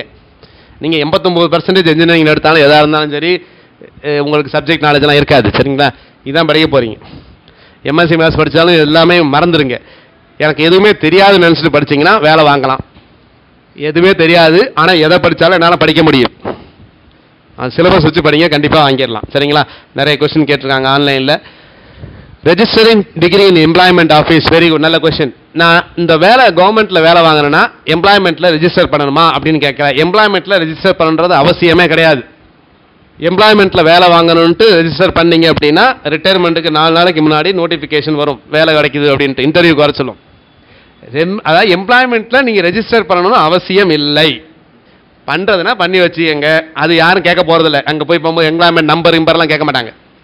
சயின்ஸ்லாம் ஹோல் புக்ஸை படிக்கணுமா அப்படின்னா ஹோல் புக்ஸை படிக்கிற லாங்குவேஜுக்கு ஹோல் புக்ஸை படிக்கணும். 6 to 12 அட்டை டு அட்டை. தமிழாக இருந்தால், இங்கிலீஷாக இருந்தாலும் சிலபஸை வச்சுக்கிட்டு படிக்கணும். அட்டை டு அட்டை படிக்க தேவையில்லை இங்கிலீஷை பொறுத்த வரைக்கும். பட் தமிழை பொறுத்த வரைக்கும் அட்டை டு அட்டை, அட்டை மேலே எழுதியிருக்கிறது கூட கேட்பான். ஆசிரியர் குறிப்பெல்லாம் படிக்கணும். அதில் இருக்கிற பொருள், அருஞ்சொரு பொருள், அதில் இருக்கிற இலக்கண குறிப்பை தான் அப்படியே கேட்பான். அடுத்த question, is history is mandatory to study ancient medieval history because it is not in syllabus? தேவையில்லை. சிலபஸில் என்ன இருக்கோ அதை படிங்க, பட் அதோட லிங்கேஜ் படிக்கணும். சிலபஸில் ஸ்டார்ட் பண்ணுறதே சவுத் இந்தியன் ஹிஸ்ட்ரின்னு தான் இருக்கும். சுல்தானேட் இருக்காது, ஏன்ஷியன்ட் ஹிஸ்ட்ரியில் நிறைய இருக்காது, இந்த சிவிலைசேஷன் இருக்காது. மற்ற தமிழ்நாட்டு தென்னாட்டோட தொடர்புடையதான் படிக்கிறோம். தென்னிந்தியா வரலாறு, தென்னிந்தியா டிஃபைன் பண்ணுங்க பார்க்கலாம் யாராவது. தென்னிந்தியா என்பது என்ன? Define south India. ஒரு லேமேனுக்கு புரியுற மாதிரி சொல்லுங்க. தென்னிந்தியா என்றால் என்ன சொல்லுங்கம்மா? தென்னிந்தியானா என்ன சொல்லுமா? What is south India? லேமேனுக்கு புரியணும், சாதாரண ஆளுக்கு புரியணும். புக்கிலே அப்படி தான் பிடிச்சிருப்பாங்க. தென்னிந்தியா என்றால் என்ன? பாபர் அக்பர்லாம் வந்தால் தென்னிந்தியாவா? தென்னிந்தியானா என்னன்னு கேட்குறேன் நான், வரலாறு கேட்கவே இல்லை. தென்னிந்தியா என்ற ஜாகிரபிக்கு வரேன். நர்மதை ஆற்றுக்கு கீழ் உள்ளது தென்னிந்தியா. நர்மதை, தபதி, இதுதான் தென்னிந்தியாவோட டெஃபினிஷனே. அப்போ தென்னிந்தியாவில் இருக்கக்கூடிய மாநிலங்களாக எது அப்படின்னா மகாராஷ்டிரா, கர்நாடகா, தெலுங்கானா, ஆந்திரா, கேரளா, கோவா, தமிழ்நாடு, புதுச்சேரி, இதெல்லாம் தென்னிந்தியா. மத்திய பிரதேசம் வருமா? வராது. ஒரிசாவே வராது. பட் இப்போ நம்ம போய் கங்கா, பாலா கங்கா சிலபஸ்லேயே கிடையாது பாலா. ஆனால் மகிபாலாவை பற்றி வரும். ஏன் மகிபாலாவை பற்றி வரும்னா, நம்ம ராஜேந்திர சோழன் தான் என்ன பண்ணாரு? மகிபாலாவை கொண்டு கங்கை கொண்ட சோழபுரத்தை நிறுவினார். அப்போ அதோட தொடர்புடையது. யுவான் சுவாங் இங்கே வந்தாரா? வரலையா? காஞ்சிபுரத்துக்கு வந்தார். எந்த காஞ்சி மன்னன் அப்போது இருந்தார்னு கேட்பாங்க. ஸோ அந்த சம்மந்தப்பட்ட அதோட ரிலேட்டட் கொஸ்டின்ஸ் இருக்கும். The place below Vindhya range, correct, Vindhya மலைக்கு கீழே. Is there any 1 year ago during college days due to medical reason, if there is 1 year gap during, அதெல்லாம் தேவையில்லைங்க. இங்கே எனக்கு காலேஜில் வந்து சில பேர் சார் நான் பிஇ 8 வருஷம் படிச்சிருக்கேன், நான் எலிஜிபிளா? சூப்பர், எலிஜிபிள் தான். ஆனால் என்ன பண்ணியிருக்கணும்? பிஇ பேப்பர்லாம் முடிச்சிருக்கணும். இந்த எக்ஸாம் பொறுத்த வரைக்கும் பர்சன்டேஜ்லாம் கேட்கவே மாட்டாங்க. இன்டர்வியூவில் கூட கிடையாது. உங்களுக்கு இன்டர்வியூவே கிடையாது வேற, சரிங்களா? எதுவுமே கிடையாது. எப்படியாவது கஷ்டப்பட்டு பாஸ் பண்ணியிருக்கணும். காலேஜுக்கே போகாமல் கூட படிச்சிருக்கலாம். எல்லாமே கரஸ்பாண்டன்ஸில் படிச்சிருக்கலாம், எலிஜிபிள். எத்தனை வருஷம் அரியர் கிரியர் எதுவும் கேட்கப்படல. குரூப் 1 குரூப் 2 ஏல கூட இன்டர்வியூவில் கூட உங்கள் அந்த மார்க் வந்து இன்ஃப்ளூயன்ஸ் பண்ணவே பண்ணாது. இங்கே ப்ரிப்பரேஷன்ஸ் 89%, 90%லாம் இருக்கல. நான் கேட்ட கேள்விக்கு ஆன்சர் பண்ணுங்கள். நான் கேட்ட எக்ஸாம்ஸ்க்கு நல்லா பண்ணீங்கன்னா உங்களுக்கு சர்வீஸ், அவ்வளோதான். உங்கள் கேப்பு அது இதெல்லாம் எதுவுமே உங்களை அஃபெக்ட் பண்ண போகிறது கிடையாது. சுமிதா கேட்டிருக்கிறாங்க. ஒருத்தவங்க கொஸ்டின் கேட்கும்போது எந்த ஊர்லேருந்து நீங்கள் அட்டன் பண்ணிகிட்டு இருக்கீங்க ஆன்லைன் கிளாஸ்ன்றதையும் ட்ரை பண்ணுங்கள். Sir BE graduate 2016 passed out, waiting for provisional, can I apply? Provisional certificate அதுக்கெல்லாம் வெயிட்டிங் பண்ணி, அதாவது நீங்கள் இந்த நோட்டிஃபிகேஷன் வரும்போது ரிசல்ட் வந்திருக்கணும், அவ்வளோதான். ப்ரொவிஷனல் வந்தது வரல அதெல்லாம் தேவையில்லை, ரிசல்ட் வந்திருக்கணும். ரிசல்ட் வராமல் இருந்ததுன்னா கிடையாது. ஏன்னா போன தடவை அவன் ஸ்டூடெண்ட் வந்து ஒருத்தன் குரூப் 2 பாஸ் பண்ணாங்க. பாஸ் பண்ணிவிட்டு குரூப் 2 இன்டர்வியூ போஸ்ட் பாஸ் பண்ணிவிட்டு இன்டர்வியூக்கு போகும்போது பார்த்தீங்கன்னா 6 நாள் வித்தியாசத்துக்காக ரிஜெக்ட் பண்ணிட்டாங்க. இன்டர்வியூ அட்டன் பண்ணல. ஏன் 6 நாள்னா அந்த ரிசல்ட் வந்தது நோட்டிஃபிகேஷனுக்கு 6 நாள் கழிச்சு BEல. நல்லதுமா, பிளெஸ்ஸிங் இன் டிஸ்கைஸு. நான் போய் அந்த பொண்ணை சேராதமா அப்படின்னு சொன்னேன். ஏற்கனவே குரூப் 4ல் கிடச்சது, போக வேணான்ட்டேன். நல்லா படிக்கிறமா படிக்க. குரூப் 4க்காக தான் அந்த பொண்ணு வந்து இங்கே கிளாஸுக்கே ஜாயின் பண்ணாங்க. அதுக்கப்புறம் வந்து குரூப் 2A கிடச்சது, வேணாம் அப்படின்ட்டேன். அதுக்கப்புறம் இப்போ பார்த்தீங்கன்னா குரூப் 1ல் DCயாக இருக்காங்க, திவ்யஸ்ரீ. பிளஸ் நல்ல வரைக்கும் சார், நான் குரூப் 4ல் சேர்ந்தா குரூப் 4ல் தான் உட்காந்துட்டு இருப்பேன், சரிங்களா? ஸோ பிளஸ்ஸிங் இன் டிஸ்கைஸ். என்னை குரூப் 2Aல வந்து ரிஜெக்ட் பண்ணது ஒரு வகையில் நல்லா போச்சு. அதனால தான் அடுத்து அந்த குரூப் 1 எக்ஸாமில் எழுதி இப்போ டெபுட்டி கலெக்டராக திருவள்ளூர் RDO. ரைட். ஸோ அதனால் low aim is a crime அப்படின்பாங்க. சில பேர் எம்டெக் முடிச்சுட்டு வந்து என்ன கேட்பான், VO ஆனால் போதும், குரூப் 4 ஆனால் போதும், ஆனால் கிரிமினல்ஸ். அதனால சொன்னேன் குரூப் 2 டிகிரி முடித்தவங்களுக்கு ஒரு டீசெண்டான போஸ்ட்னா குரூப் 2A. ரைட். காஞ்சிபுரத்துலேருந்து ஒருத்தர் கொஸ்டின் கேட்குறா, is it necessary to give importance to 11th and 12th science? 11th and 12th சயின்ஸில் சில சாப்டர்ஸ் மட்டும்தான் பார்க்கணும், எல்லாத்தையும் பார்க்க தேவையில்லை. சிலபஸில் இருக்கக்கூடியது. ஏன்னா 11th சயின்ஸ், இப்போ 11th 12th கெமிஸ்ட்ரி எடுத்து நீங்கள் படிக்க ஆரம்பிச்சிங்கன்னு வச்சுங்களே, பைத்தியம் ஆயிடுவீங்க. ஒன்றுமே புரியாது. D பிளாக்னே ஒரு பெரிய சாப்டர் இருக்கும், சரியா? P பிளாக் அது என்னன்னே தெரியாது. அதெல்லாம் இங்கே தேவையே கிடையாது. அங்கே என்ன முக்கியம்னா chemistry in day to day லைஃப்னு இருக்கும். வாழ்வியலுக்கான chemistry, application part of chemistry. 1 or 2 chapters மட்டும் தான் அதில் முக்கியம். அதெல்லாம் போய் எடுத்துலாம் படிச்சிடாதீங்க. ஆனால் ஹிஸ்ட்ரிக்கு படிக்கணும், பொலிட்டிக்கல் சயின்ஸ் கான்ஸ்டியூஷனுக்கு 11th 12th தான் படிக்கணும், வேற உள்ள இல்லவே இல்லை வேற இதில். சயின்ஸில் வந்து சில சாப்டர்ஸ் மட்டும் பாருங்க, எல்லாத்தையும் படிச்சிடாதீங்க.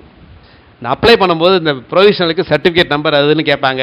இல்லைன்னா ஏதாவது ஒரு நம்பரை போடுங்க. நம்பர் போடலைன்னா உங்களை விடாது. அது ஏதாவது ஒரு நம்பர் 1 1 1 5 5 சொல்லுங்க, அதுக்கு பின்னாடி கொடுத்துக்கலாம்.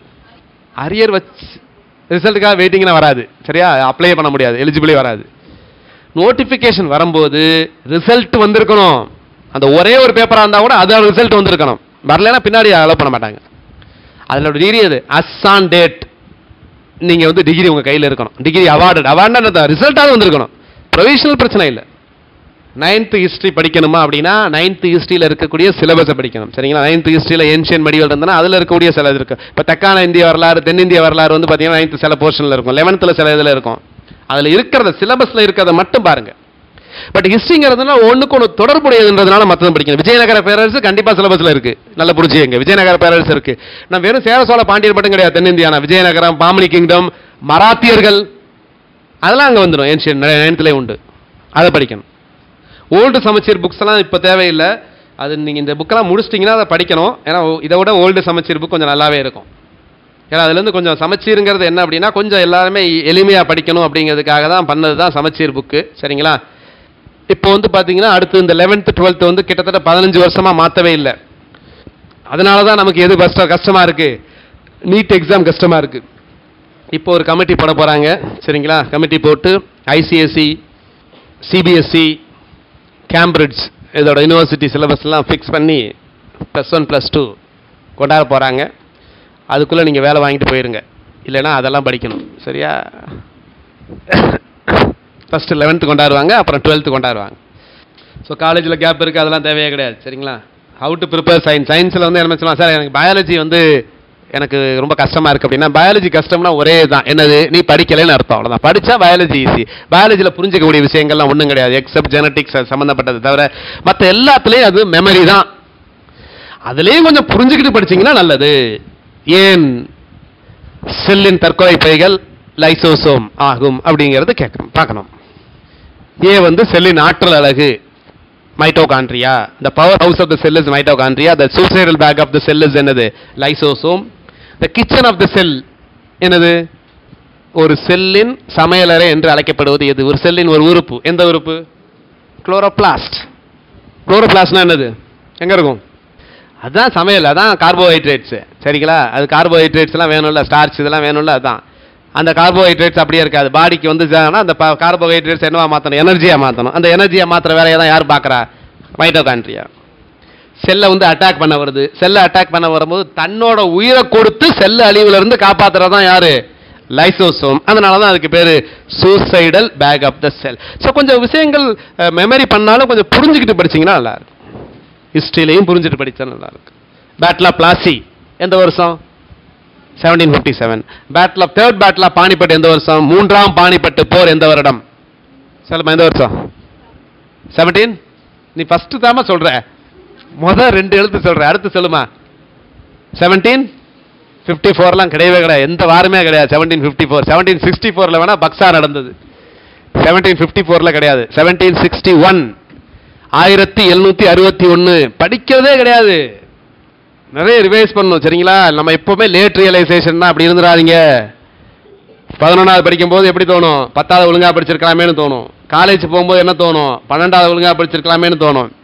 ஆகஸ்ட் 6, 2017 மதியானம் 1 மணிக்கு என்ன தோணும்? தோணக்கூடாது. சரியா? ஐயோ நல்லா படிச்சிருக்கலாமே, மேத்ஸ் 20 தானே பண்ணோம், இருக்கக்கூடாது. சரிங்களா? ஸோ அதனால் அந்த லேட் ரியலைசேஷன்ஸ் இருக்கவே கூடாது. அடிஷ்னலாக ஒரு சிஸ்டமேட்டிக்காக ஹார்ட் ஒர்க் மட்டும் கிடையாது, அது ஸ்மார்ட் ஒர்க்காக இருக்கணும். நிறைய பேர் தான் எக்ஸாம் படிப்பாங்க, எழுதுறதுக்கு ஏகப்பட்ட பேர் தான் இருப்பாங்க. மராத்தானில் எங்கே கூட்டம் இருக்கும்? மராத்தான் ஓடுறாங்க, எங்கே கூட்டம் இருக்கும்? பதில் கூட்டம் ஆரம்பத்தில், அப்படியே ஆரம்பத்தில் ஏகப்பட்ட பேர் இருப்பான். போக போக போக கடைசியில் முடிக்கும் போது எங்கே இருப்பான்? ஒருத்தன் வந்து முடிப்பான், அப்புறம் கொஞ்சம் நேரம் கழிச்சு இன்னொருத்தன் வருவான். அது மாதிரி தான் ஏகப்பட்ட பேர் தான் எக்ஸாம் ப்ரிப்பேர் பண்ணுவாங்க. சர்வீஸ் வாங்குறது அந்த சஸ்டைன் ஆகி யார் வர்றாங்களோ அதுதான். மராத்தானில் சில பேர் வேக வேகமாக ஓடுவான், பார்த்தீங்கன்னா தெரியும் 400 மீட்டர் தான் அவன் தாக்கு பிடிப்பான், அதுக்கடுத்து என்ன ஆயிடுவான்? வெளியே ஒதுக்கிடுவான். கரெக்டாக ஸ்லோ அண்ட் ஸ்டெடி, அதான் தானே கன்சிஸ்டன்சி. டெய்லி படிக்கணும். ஒன்று ஓடணும்னு அர்த்தம் நல்ல வேகமாக படிக்கணும், ரொம்ப நேரம் படிக்கணும். ஓட முடியல சார், வேகமாக நடக்கணும். வேகமாக நடக்க முடியல சில நாள், நடக்கணும். நடக்கவும் முடியல, ரொம்ப காய்ச்சலில் இருக்கேன், உருளணும். அப்படின்னா என்ன அர்த்தம்னா, make sure that you keep studying. அப்படின்னா ஒரு நாள் கூட நான் புக்கை வைக்கல, ஏதாவது இன்னைக்கு ரொம்ப எனக்கு வந்து டைஃபாய்டு, அப்போ 2 சாப்டர் படி, ஏதாவது படி. டைஃபாய்டு அப்பயே படிக்கணும். இது வந்து ஒரு வாழ்வியல் அங்கமாக. சாப்பாடு மாதிரி 3 நேரம் சாப்பிட்றோம், 8 மணி நேரம் படிக்கணும். காலையில் சாப்பிட்டாச்சு, இன்னைக்கு 2 மணி நேரம் படித்தோமா, இல்லைன்னா மதியானம் சாப்பாடு கிடையாது. அதுக்கப்புறம் 2 மணி நேரம் படித்தோமா, இல்லைன்னா நைட் சாப்பாடு கிடையாது. அப்படி பண்ணுங்க, நாட்டுக்கு உணவு மிச்சம். படிக்கணும் வந்துட்டா இந்த எக்ஸாம்ஸ்லாம் காலேஜ் எக்ஸாம் மாதிரி கிடையாது. சும்மா படித்தா 45% ஏதோ பாஸ் பண்ணுறது கிடையாது. இங்கே வந்து இது வந்து காம்படிட்டிவ் எக்ஸாமினேஷன். நீங்கள் நல்லா படித்தா பத்தாது, மற்றவங்க கூட நல்லா பண்ணியிருக்கணும். உங்களோட மற்றவங்க நல்லா பண்ணியிருக்க கூடாது. அவங்க தான் service. They want top 700, top 800, அவ்வளோதான் அதை எடுப்பாங்களே ஒழிய ஏதாவது 700 ஏதாவது 800 எடுக்க போகிறது கிடையாது.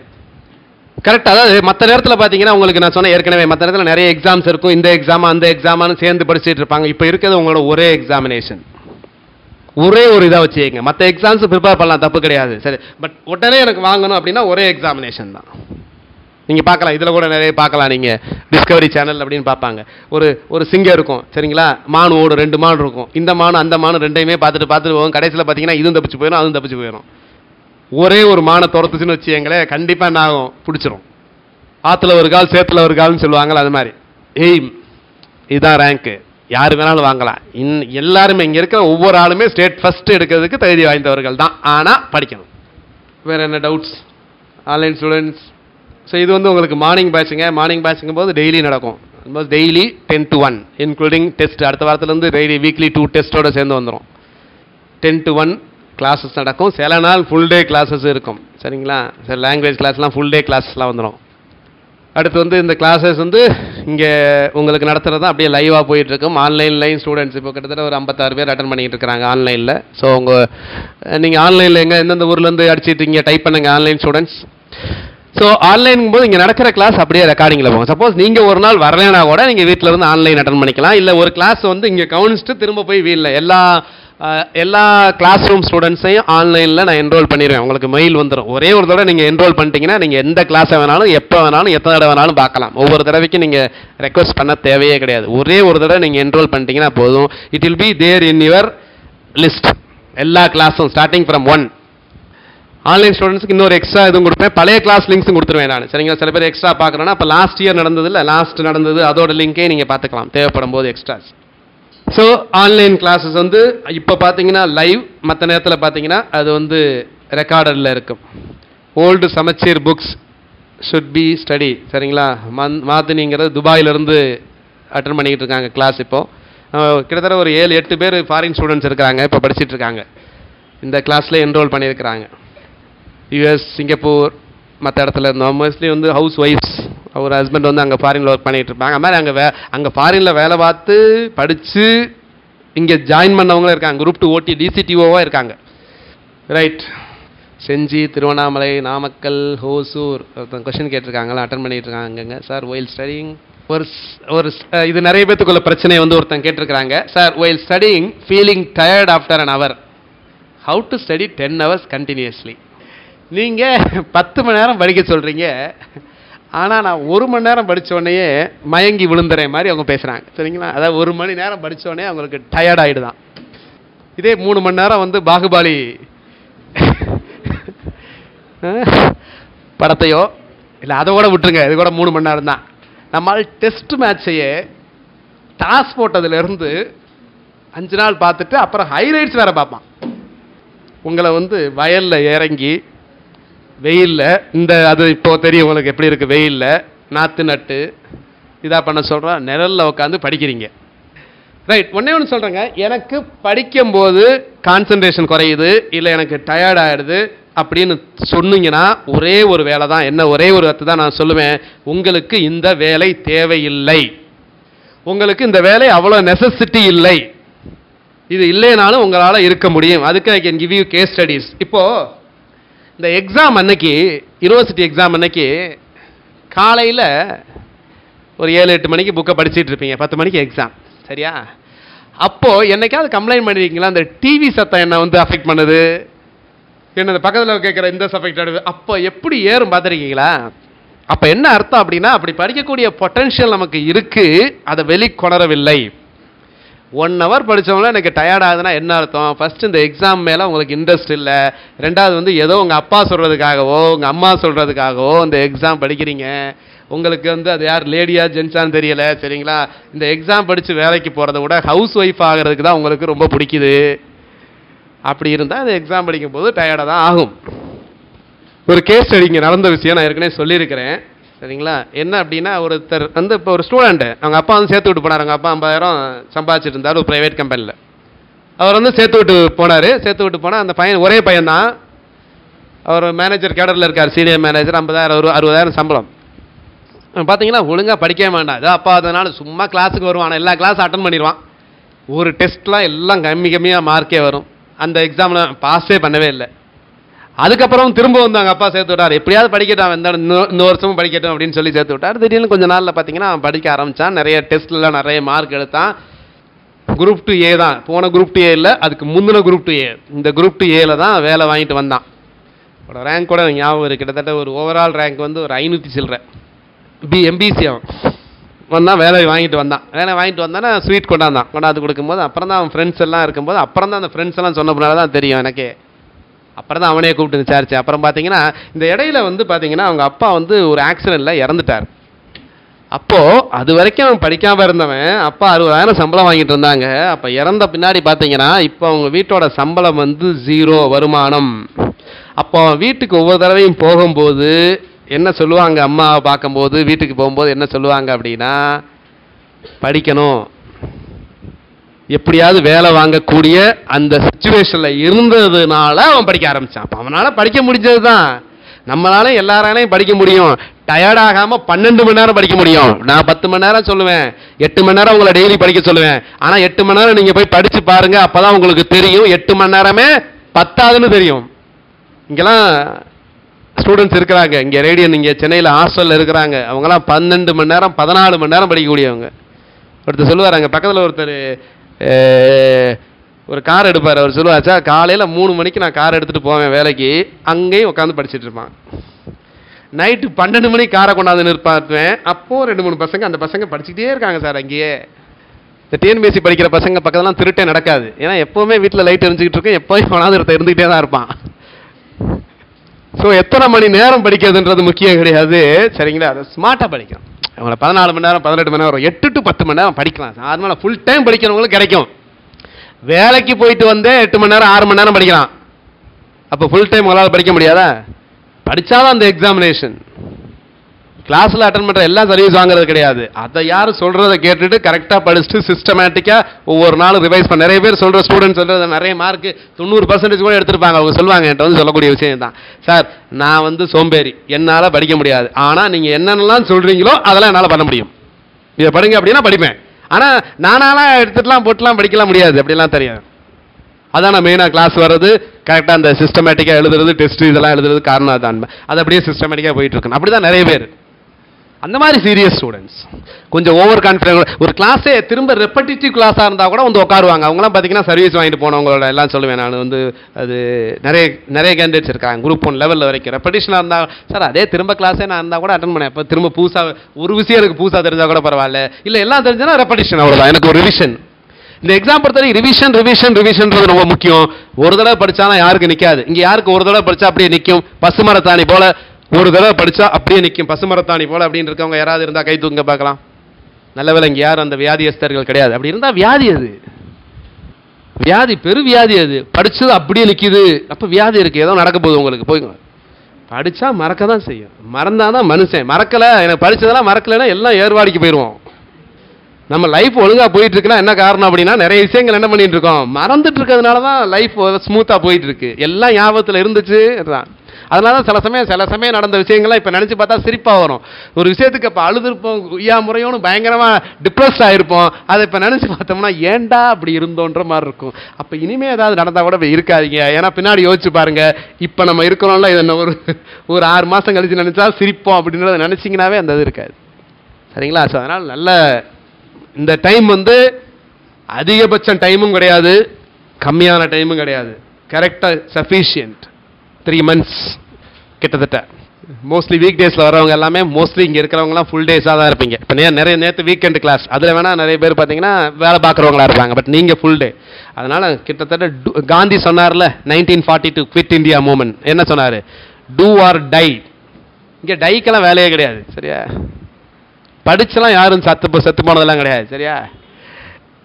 படிக்கலைன்னா சில பேர் ஒரு நல்ல ஒரு குரூப் ஆஃப் ஸ்டூடெண்ட்ஸ் சேர்ந்துட்டு டிஸ்கஸ் பண்ணுங்க. நான் அது கூட அலோவ் பண்ணுறேன். இங்கே சென்டரில் கிளாஸ் முடிஞ்ச வரல சில பேர் டிஸ்கஸ் பண்ணுறீங்கன்னா தனியாக படிங்க. சில பேர் எனக்கு வீட்டில் படிக்கிற சுச்சுவேஷன் இருக்காது சார், வீட்டில் போனால் படிக்க முடியாது, நாங்கள் இங்கே தரேன், நான் உட்காந்து படிங்க. நீங்கள் ரொம்ப பெரிய குரூப்பாக இருக்கக்கூடாது, ஒரு 3 குரூப் 4 பேர் சேர்ந்து ஒவ்வொரு குரூப்பாக உட்காந்துட்டு படிங்க. அப்போ உங்களுக்கு தெரிஞ்சது. அது மாதிரி டிஸ்கஷன் பண்ணும்போது சில விஷயங்கள் இருக்குது, அதெல்லாம் நிறைய சர்வீஸ் வாங்கணும் சொன்னா சார். டிஸ்கஷன் எனக்கு ரொம்ப ஹெல்ப்ஃபுல்லாக இருந்தது. இங்கே இருக்கிறவங்களை எதிரிகளாக பார்க்காதீங்க, ஒவ்வொருத்தங்களை. இவங்க காம்படிட்டர் கிடையாது, எவ்வளோ பேர் இருக்கீங்க. சில பேர் பற்றி இருந்துச்சு நோட்ஸ் ஏதாவது ஒன்று இருந்தால் அப்படியே ஒழிச்சு படிப்பான். அவன் சர்வீஸே ஜென்மத்துக்கு வாங்க மாட்டான். அவனோட மென்டாலிட்டி இருந்ததுன்னா அப்படி இந்த மனப்படமே கூடாது. சில பேரோட வேலை ஏதாவது ஒன்று பார்த்தானா போய் ஜெராக்ஸ் போட்டு வைக்கணும்பா, அப்படியே ஜெராக்ஸ் போட்டு வைப்பான், கொண்டு போய் வீட்டில் வச்சு பார்ப்பான். அப்போ எடுத்து பார்த்தா அது ஏற்கனவே ஜெராக்ஸ் போட்டு வச்சிருப்பான். அப்போ வேலையே ஜெராக்ஸு போட்டோ காப்பி போட்டு வைக்கிறது, அதை படிக்கிறது கிடையாது. உடம்பு ஃபுல்லாக எண்ணெயை தடவிட்டு உருண்டா கூட தமிழில் பழமொழி என்ன இருக்கும், ஒட்டுறதா ஒட்டுன்பாங்க, சரியா? புக்ஸ்லாம் முக்கியம் கிடையாது. நான் சிம்பிளான விஷயம் சொல்றேன். 10th 12th எவனாவது ஸ்டேட் மோடு எடுக்கல, ஏன் நீ ஸ்டேட் ரேங்க் எடுக்கல அப்படிங்கிறதுக்கு எவனாவது ஒரு ரீசன் சொல்லுவானா? எனக்கு மெட்டீரியல் இல்லைன்னு சொல்லுவானா எவனாவது? சொல்லுங்க. இப்போ +2 ஒருத்தன் வந்து ஏன் ஸ்டேட் ரேங்க் எடுக்கலன்னு அவன் சொல்லுவானா? எனக்கு மெட்டீரியல் கிடைக்கல. இருக்கா? எல்லாத்துக்கும் மெட்டீரியல் இருக்கா? +2க்கு எல்லாத்துக்குமே இருக்கு. அதை தவிர அதுக்கு தகுந்த மாதிரி எல்லா சோனார் கோனார் செட்டியார் எல்லா கைடும் வச்சிருப்பான். ஆனாலும் படிச்சா மட்டும்தான் ஸ்டேட் ரேங்க் எடுக்க முடியும். அப்போ இங்கே ஸ்டேட் ரேங்கோ இதுக்கோ வந்து நீங்க படிக்கணும். நிறைய கிளாஸ் தான் ரொம்ப முக்கியம். கிளாஸ் தான் கிட்டத்தட்ட 80% முக்கியம். சப்ளிமெண்டட் வித் நோட்ஸ் ஒரு 20% டெஸ்ட், அதெல்லாம் ரொம்ப முக்கியம். இந்த சில்லி மிஸ்டேக்ஸ் நிறைய பேர் எக்ஸாமில் கேர்லெஸ் மிஸ்டேக் விட்டு வருவான், அதனாலே சர்வீஸ் கிடைக்காம போகும். அவன் நிறைய பேத்துக்கு சொல்லி கொடுத்துருப்பான், அந்த சொல்லி கொடுத்தான் தெரியுமா, அவன்லாம் வேலை வாங்கிட்டு போயிடுவான். அப்போ இவன் எக்ஸாமில் கேர்லெஸ் மிஸ்டேக் பண்ணுவான். ஒருத்தர் சொன்னா சார், ஒருத்தர் வந்து போன தடவை இப்போ ஸ்டேட் ரேங்க் 3rd ரேங்க் எடுத்தார், போன குரூப் 2 ஸ்டேட் 3rd ரேங்க், நம்ம ஸ்டூடெண்ட் தான் 3rd ரேங்க். அவர் வந்து எங்கள் கிளாஸில் பேசும்போது சொன்னாப்புல போடாதுல ஒரு ஸ்டூடெண்ட்டை பார்த்து, அந்த ஸ்டூடெண்ட் வந்து சர்வீஸ் வாங்கலை, உங்களால் தான் நான் சர்வீஸ் வாங்கினேன் ஸ்டேட் ரேங்க், நீங்கள் எப்படி தமிழ் சொன்னீங்களோ படிக்க சொன்னீங்களோ அதே மாதிரி தான் படித்தேன். அவன்கிட்ட கேட்டேன், நீ எப்படி படிச்சியா? இல்லை சார் இப்படிலாம் படிக்கணும்னு சொன்னேன், நான் அப்படி படிக்கவே இல்லை. இவன் சொன்னதை அவன் வேத வாக்கா எடுத்துகிட்டு படிக்க ஆரம்பிச்சிட்டான், அவன் வந்து அதை வந்து படிக்கலை. சரிங்களா? ஸோ அதனால் யார் வேணாலும் சர்வீஸ் வாங்கணும். ஒரே அட்டம்ப்ட், ஃபஸ்ட் அட்டம்ப்ட் எழுதுனாப்ப குரூப் 2 ஓடி ரெஜிஸ்ட்ரேஷன் டிபார்ட்மெண்ட்டில் வேலை பார்க்குறாங்க. ரைட், வேறு ஏதாவது டவுட்ஸ்? இங்கே இருக்க ஆன்லைன் ஸ்டூடெண்ட்ஸாக தான் கேட்டுட்டு இருக்காங்க, மற்றவங்க இன்னும் கேட்கவே இல்லை. டெஸ்ட் வந்து மொத்தம் 30 டெஸ்ட்டுங்க. வீக்லி 2 டெஸ்ட் நடக்கும் மினிமம். ஒர்க்கிங் பீப்புளாக இருந்தாலும் அதே தான் படிங்க. நம்மளோட நிறைய இது வந்து போன இந்த குரூப் 1 ப்ரிலிம்ஸ் பாஸ் பண்ணவங்க நிறைய ஸ்டூடெண்ட்ஸ் சொல்லுவாங்க, சார் நான் நிறைய படிக்கல, உங்கள் கரண்ட் அஃபேர்ஸில் அந்த வாய்ஸ் ஃபைலை மட்டுமே கேட்டு நான் கரண்ட் அஃபேர்ஸு ப்ரிலிம்ஸ்லாம் பாஸ் பண்ணோம் அப்படின்பாங்க. ஸோ ஒர்க்கிங் பீப்புளுக்கு நிறைய இடத்துல நான் சொல்லியிருக்கேன், டெக்னாலஜியில் நல்ல விஷயங்கள் நிறைய உண்டு, வாட்ஸ்அப்பில் நல்ல விஷயங்கள்லாம் நானும் நிறைய விஷயங்களை வந்து உங்களுக்கு ஷேர் பண்ணுவேன். எதெல்லாம் படிக்கணும் இயர்ஸ்னால் இந்த இயர்ஸ்லாம் நீங்கள் படித்தா போதும். ஹிஸ்ட்ரியில் அதை திரும்ப கேட்கும்போது அப்படியே ரெஜிஸ்டர் ஆகும் படிக்கிறத விட. அது 4 தடவை கேட்டிங்க அப்படின்னா பாட்டு கேட்குற மாதிரி அடுத்த லைன் என்ன வரும்னே தெரியும் உங்களுக்கு, பாட்டில் தெரியுமா அடுத்த லைன் என்ன வரும். இப்போ நான் பிளாஸ்டிக் போகிற சொன்னால் அடுத்து இந்த அந்த போருங்கும் போது கிட்டத்தட்ட நல்ல ரெஜிஸ்டர் ஆகிடும். அது நமக்கு மல்டிபிள் சாய்ஸ் கொஸ்டின் போது இன்னும் ஈஸியாகவே ஆன்சர் பண்ணிடலாம். சரிங்களா? So therefore we train you through of the கிளாஸ்னால் இந்த ஃபார்ம் ஆஃப் வாட்ஸ்அப், மற்ற விஷயத்துலையும் உங்களுக்கு உண்டு. Current affairs voice file materials அது மோர் தென் சஃபிஷியன்ட்டுங்க, அது ஆல்மோஸ்ட் எல்லாத்துக்கும் கவர் ஆகிடுங்க. வெறும் நீங்கள் ஒரு பேப்பர் படிச்சிங்கன்னா கூட பத்தாது. ஒரு பேப்பருங்கிறது பார்த்தீங்கன்னா தினமணி, தமிழ் ஹிந்து ஸ்டாண்டர்ட் பேப்பர் தமிழில், இங்கிலீஷ்னா Hindu or Indian express standard, அது மட்டுமே படித்தா கூட உங்களால் இப்போதைக்கு கேட்குறதுல ஒரு 50% தான் ஆன்சர் பண்ண முடியும். நான் கரண்ட் அஃபேர்ஸ்க்குனே கிட்டத்தட்ட அதிகபட்சம் ஒரு 10-14 பேப்பர்ஸ்க்கு மேலே டெய்லி பேப்பர், மற்ற அதர் நெட் சோர்சஸ் இதெல்லாம் பார்க்கக்கூடியது. அதில் எதெல்லாம் முக்கியம், நார்மலாக இது எக்ஸாமில் பார்த்தீங்கன்னா அந்த சூப்பர்லேட்டிவ் தான் நிறைய கேட்பான். எது பெருசு, எது எங்கேயாவது ஏதாவது நடந்திருக்கும், இல்லை ஏதாவது ஒரு ஸ்டேட்டில் ஒரு முக்கிய சம்பவம் நடந்திருக்கும். அதிகமாக கேட்குறது வந்து இன்டர்நேஷ்னல் அண்ட் நேஷனல் தான். தமிழ்நாடு சம்மந்தப்பட்டது ஃபியூ கொஸ்டின்ஸ் தான் இருக்கும், நிறையலாம் இருக்காது. ஏன்னா நிறைய நடந்திருக்காது. இங்கே என்ன நடந்துட்டு இருக்குன்னு உங்களுக்கே தெரியும். எக்ஸாம் சம்மந்தமாக ஒன்றும் நடக்காது, எக்ஸாமில் கேட்குற அளவுக்கு பெரிய விஷயங்கள்லாம் இங்கே நடக்காது. பட் மற்ற ஸ்டேட்டில் நிறைய விஷயங்கள் நடந்திருக்கும். மற்ற ஸ்டேட்னா இதை தாண்டி ஏகப்பட்ட ஸ்டேட்ஸ் இருக்குல்ல, அப்போ அதில் நடக்கும்போது இன்னும் நிறைய விஷயங்கள் நமக்கு எக்ஸாம் பாயிண்ட் ஆஃப் வியூவில், ஒரு காம்படிட்டிவ் எக்ஸாம் பாயிண்ட் ஆஃப் வியூவில் நடக்கக்கூடிய விஷயங்கள் நிறைய நடக்கும். நம்ம ஸ்டேட்டில் வந்து ஒரு அம்மா திட்டம் இருக்குது அப்படின்னா இதை பேஸ் பண்ணி இன்னும் மற்ற ஸ்டேட்டில் வந்து பண்ணியிருப்பாங்க அந்த மாதிரி திட்டம். ஏதாவது பெரிய பாலம் திறந்துருப்பாங்க, ட்ரெயின்ஸ், அந்த மாதிரி ஒரு சூப்பர்லேட்டிவ் ஒரு வித்தியாசமான விஷயங்கள் அதெல்லாம் கேட்பாங்க. அப்புறம் ஸ்போர்ட்ஸில் தமிழ்நாடு தமிழியன்ஸ் வெளிநாட்டில் ஏதாவது பெரிய விஷயங்கள் பண்ணியிருக்கிறாங்க, இல்லை இந்தியன்ஸ் வெளிநாட்டில் ஏதாவது விஷயங்கள் பண்ணியிருக்காங்க, அந்த மாதிரி எக்ஸாம் கேட்பாங்க. மேத்ஸ் பேட்ச் டெஸ்ட் பேட்ச் ஒருத்தர் கேட்குறாரு ஆன்லைனில், can I apply both maths batch test batch? ஆமாம். ஸோ திஸ் இயர் இந்த time I planned for maths class வந்து every Thursday maths class and every Saturday maths class. Saturday for weekend batch and maths கிளாஸ்ங்கிறது every week வந்து Thursday வந்து maths class. அது தவிர எக்ஸ்ட்ராவும் இருக்கும், கண்டிப்பாக ஒரு மேத்ஸ் கிளாஸ் ஒரு வீக் கண்டிப்பாக இருக்கும். ஸோ அது நீங்கள் அப்ளை பண்ணலாம். நீங்கள் ஆன்லைனில் வெப்சைட்டில் டீட்டெயில் பார்த்துக்கோங்க. radiannews.bbworks.comங்கிற வெப்சைட்டில் பாருங்கள். நீங்கள் கூகுளில் ரேடியன் டைப் பண்ணால் வந்துடும். லாங்குவேஜ் கிளாஸ் ஸ்டார்ட் ஆகிடும். நெக்ஸ்ட் வீக்லேருந்து லாங்குவேஜ் கிளாஸ் ஸ்டார்ட் ஆகிடும். ஒரு 2 full days 3 full days language class start ஆகிடும். இந்த வாரம் விட்டு அடுத்த வாரத்துலேருந்து language class. everyone gets online class link. அதான் சொல்லுங்க, ஆன்லைனில் அட்டன் பண்ணிங்கன்னா ஆன்லைனில் மட்டும் அட்டன் பண்ணலாம், கிளாஸில் இருந்தீங்கன்னா கிளாஸ் இருக்கும், ஆன்லைனும் இருக்கும். மகேஷ் குமார், ரைட். நீங்கள் வந்து ஆன்லைனை பொறுத்த வரைக்கும் இப்போதைக்கு நீங்கள் மொபைல்லே அட்டன் பண்ணலாம், டேபில் அட்டன் பண்ணலாம். 3G இருந்தாலே போதும். இங்கே எவ்வளோ பேர் மொபைல் அட்டன் பண்ணுறீங்க? ஆன்லைன் ஸ்டூடெண்ட்ஸ் உங்கள் டைப் பண்ணுங்கள் உங்களுடைய மொபைல் அப்ராக்சிமேட் காஸ்ட்டு, எந்த ஊர்லேருந்து அட்டன் பண்ணுறீங்க ஒவ்வொருத்தவங்களும் டைப் பண்ணுங்கள். ஆன்லைன் ஸ்டூடெண்ட்ஸ் உங்களுடைய மொபைல் அதோட அப்ராக்சிமேட் காஸ்ட்டு, எந்த ஊர்லேருந்து அட்டன் பண்ணுறீங்க ஒரு ஸ்டூடெண்ட் டைப் பண்ணுங்கள். ரைட். வேறு டவுட்? இங்கே யாரை கேட்டீங்க ஏதோ ஒரு டவுட் கிளாஸில் சொல்லுங்கள். கரண்ட் அஃபேர்ஸ் வந்து அதான் சொல்கிறேன், நீங்கள் நிறைய படிக்கிறனா ஏகப்பட்டது இருக்குங்க. கரண்ட் அஃபேர்ஸை பொறுத்த வரைக்கும் கொஞ்சம் கவலைப்படாதீங்க சரிங்களா. கரண்ட் அஃபேர்ஸை பொறுத்த வரைக்கும் இங்கே கிளாஸில் என்ன சொல்கிறாங்களோ ப்ளஸ் ஒரு மெட்டீரியல் வந்து இப்போ வந்து இங்கிலீஷில் நான் ஒன்று கொடுத்துருப்பேன் சரிங்களா, ஒன்று ரெடி ஆகிட்டு இருக்கு, அதை டிரான்ஸ்லேட் பண்ணிகிட்டு இருக்கு சரிங்களா. ஸோ அதனால் அந்த டிரான்ஸ்லேஷன் வேலை தான் ரொம்ப இதாகிட்டு இருக்கு, அது உங்களுக்கு கொடுக்கணும், அதை மட்டும் பாருங்கள் சரிங்களா. பிகாஸ் எவ்வரி மந்த்துக்கு ஒவ்வொரு மந்த்துமே கிட்டத்தட்ட 600 கொஷின்ஸு, ஒரு மந்த்துக்கு 600 கொஷின்ஸ் கொடுப்பேன் சரிங்களா. ப்ளஸ் அதோட எக்ஸ்ப்ளனேஷன்ஸ் வேறு இருக்கும் சரிங்களா. ஸோ அதை தவிர தியரி போர்ஷன்ஸ் இருக்கும் சரிங்களா, அதை மட்டும் பாருங்கள். அதை தவிர வந்து ப்ளஸ் கிளாஸஸ், இதை தவிர நான் ரொம்ப முக்கியமானதாக அடுத்து வாய்ஸ் ஃபைல் வந்து கிரியேட் பண்ணுவேன் இப்போ புதுசாக சரிங்களா. இந்த ஜனவரி டு ஜூலை அதுக்குரிய வாய்ஸ் ஃபைல், ஏன்னா படித்தாலும் சில விஷயங்கள் புரியாது, சில விஷயங்களில் டிரான்ஸ்லேட் பண்ணுறத விட வாய்ஸ் ஃபைலாக டிரான்ஸ்லேட் பண்ணுறது ஈஸியாக இருக்கும். அதை நீங்கள் கேட்டிங்கன்னா போதும், தயவு செஞ்சு கரண்ட் அஃபேர்ஸ்க்குன்னு போய் தனியாக டைப் பண்ணாதீங்க சரிங்களா. ஸோ மைக்ரோமேக்ஸ் கேன்வாஸ் 5 மொபைல் 80 ஜெயகொண்டத்துலேருந்து பேசுகிற எல்இ டியூ லெனோவோ 6000 வரைக்கும் கூட அட்டன் பண்ணலாம் நீங்கள், மொபைல்லாம் இருக்குது. மோட்டரோலா ஆல்மோஸ்ட் எல்லா ஸ்மார்ட் ஃபோன்லேயும் you can attend online classes. டெஸ்ட்டுங்கிறது ஒன்றும் கிடையாது, இங்கே உங்களுக்கு டெஸ்ட் கொடுக்கும்போது ஆன்லைன் கிளாஸ் ஸ்டூடெண்ட்ஸ்க்கு முன்னாடியே டெஸ்ட் போயிடும், இந்த ஃபார்ம் ஆஃப் பிடிஎஃப் அவங்களோட மெயில் ஐடிக்கு போயிடும், அவங்க அதை டவுன்லோட் பண்ணிவிட்டு ஆன்சர் பண்ணிவிட்டு இங்கே டிஸ்கஷன் பண்ணும்போது they can join the online class. HTC Tirunelveli எல்லா ஸ்டேட்ஸ்லேருந்து அட்டன் பண்ணுறாங்க, எல்லா டிஸ்ட்ரிக்டில் இருந்து. HP laptop, so you can attend லேப்டாப்போ டேபோ மொபைலோ எதில் வேணாலும் அட்டன் பண்ணலாம். ரைட், வேறு டவுட்டுமா? இங்கே ஏதோ கேட்டிங்களே, ஏதாவது டவுட்ஸ் இந்த எக்ஸாம் ப்ரிப்பரேஷன் சம்மந்தமாக, வேறு ஏதாவது சம்மந்தமாக? ஆன்லைன் ஸ்டூடெண்ட்ஸ் நீங்கள் டைப் பண்ண ஏதாவது திரும்ப ஏதாவது நான் ஆன்சர் பண்ணலைன்னா திரும்ப டைப் பண்ணுங்கள். அது மாதிரி நார்மலாக ஆன்லைனுக்கும் ரெகுலருக்கு என்னென்னா, ரெகுலராக இருந்தால் நிறைய கொஷின் கேட்கலாம் சார் அப்படின்பாங்க. இப்போயே பார்த்துருப்பீங்களா யார் அதிக கொஷின் கேட்குறாங்கன்ட்டு, ஏன்னா முகமே தெரியாதுன்னா அவங்க நிறைய கேட்பாங்க சரிங்களா. ஆன்லைன் ஸ்டூடெண்ட்ஸ் வந்து நிறைய கேட்பாங்க. இங்கே இருக்கிறவங்க கிளாஸ் முடிஞ்சோன்னா தனியாக வந்து கேட்பாங்க. How long recorder will be available? Recorder class still exam வரைக்கும் நீங்கள் எத்தனை வேணாலும் பார்த்துக்கலாம். நம்பர் ஆஃப் கொஷின்ஸ் இந்த ஹிஸ்ட்ரி அது ஏற்கனவே சொல்லிட்டேன், இருந்தாலும் இப்போ சொல்கிறேன், around 10 to 15. Current affair which month we have to study, ஏற்கனவே சொன்னேன், ஜனவரி டு ஜூலை வந்து சேஃப் 2017. கரண்ட் அஃபேர்ஸ் பிடிஎஃப் ஸ்டூடெண்ட்ஸ் இப்போ இருக்கிறவங்க மெயில் அனுப்புங்க, எல்லாத்துக்கும் நான் அனுப்பிச்சிருக்கேன் அப் டு ஏப்ரல் வரைக்கும். History art and culture 12th ஒரு புக் இருக்குது, தமிழ் மீடியம்னா இந்திய வரலாறும் பண்பாடுங்கிற ஒரு புக்கு. மற்றவங்க தமிழ் இங்கிலீஷ் மீடியமாக இருந்தால் கூட அந்த தமிழ் மீடியம் புக் இருக்கிறதுனால பார்க்கலாம். ஆர்ட் அண்ட் கல்ச்சர்னால் என்னதுன்னா டான்ஸஸ், அதிகமாக கேட்குறது வந்து பார்த்தீங்கன்னா டான்ஸஸ், எந்தெந்த ஸ்டேட்டில் எந்தெந்த இது இருக்குது அப்படின்னு கேட்பாங்க. இப்போ யக்ஷகானாங்கிற டான்ஸ் எந்த ஸ்டேட்டில் நடத்துது, ஒரு டான்ஸ் ட்ராமான்னு சொல்லக்கூடியது. எங்கே பங்க்ரா இந்த டான்ஸ் எங்கே இருக்குன்னு கேட்பாங்க சரிங்களா. அப்போது அந்த டான்ஸஸ், அதுக்கப்புறம் ரேசஸ் ட்ரைபல் பீப்புள் எங்கே இருக்கிறாங்க சரிங்களா, அவங்களோட விஷயம் எங்கே இருந்து இருக்குது அந்த மாதிரி பார்ப்பாங்க. அப்புறம் ஹிஸ்டாரிக்கல் பிளேசஸ்லாம் நிறைய இருக்குல்ல, அது எங்கே இருக்குது இல்லை யார் கட்டுனா. அப்புறம் இந்தியாவில் இருக்கக்கூடிய சில கல்ச்சுரல் இன்ஸ்டிடியூஷன்ஸ் அது சம்மந்தப்பட்ட கொஷின்ஸ் கேட்பாங்க.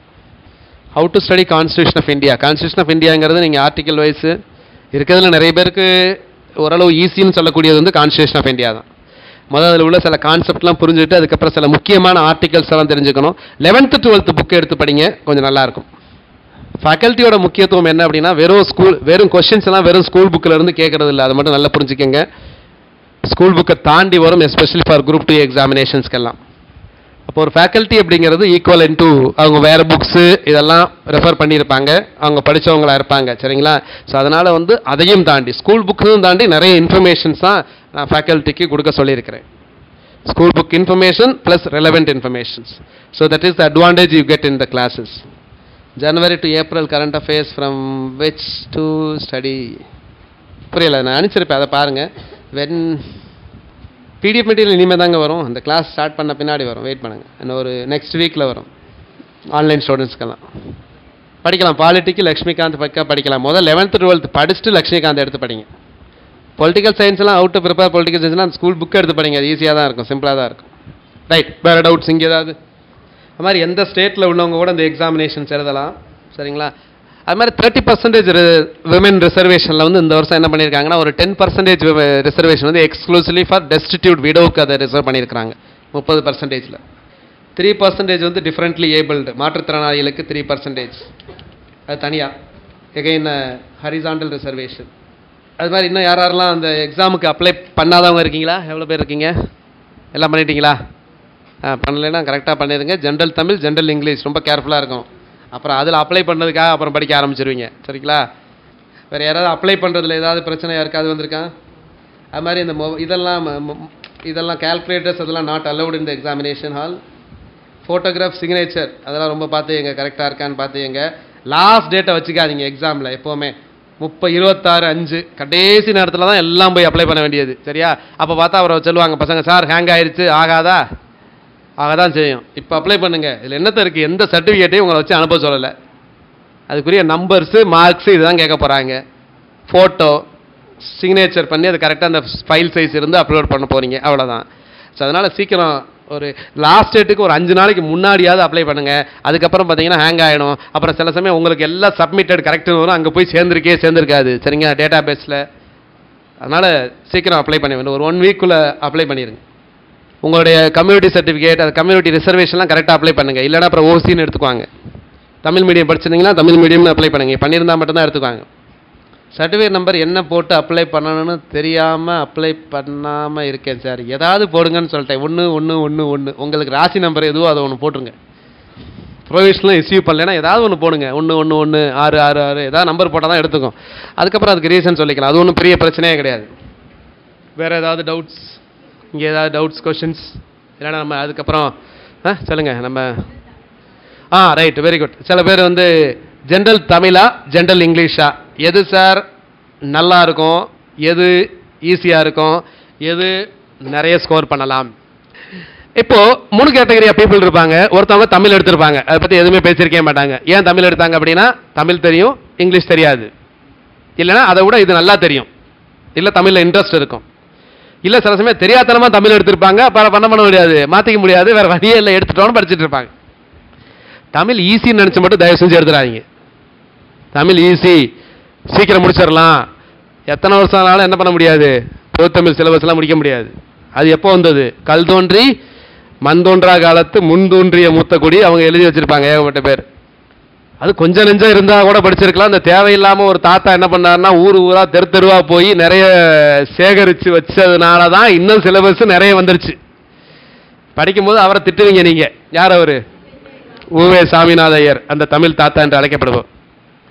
இங்கிலீஷ் சிலபஸில் இருக்குது நிறைய. 11th 12th தான் நிறைய சிலபஸில் இருக்கும். 6வதுலேருந்து இருக்கும், 6 7 கம்மியாக தான் இருக்கும். 6 to 12 வரைக்கும் படிக்கணும். ரெண்டுமே தமிழும் 6 to 12 வரைக்கும் படிக்கணும். சில பேர் இங்கிலீஷ் எடுத்திருப்பாங்க, அவங்க வந்து ஸ்கூல்லலாம் இங்கிலீஷ் மீடியம் படிச்சிருப்பாங்க.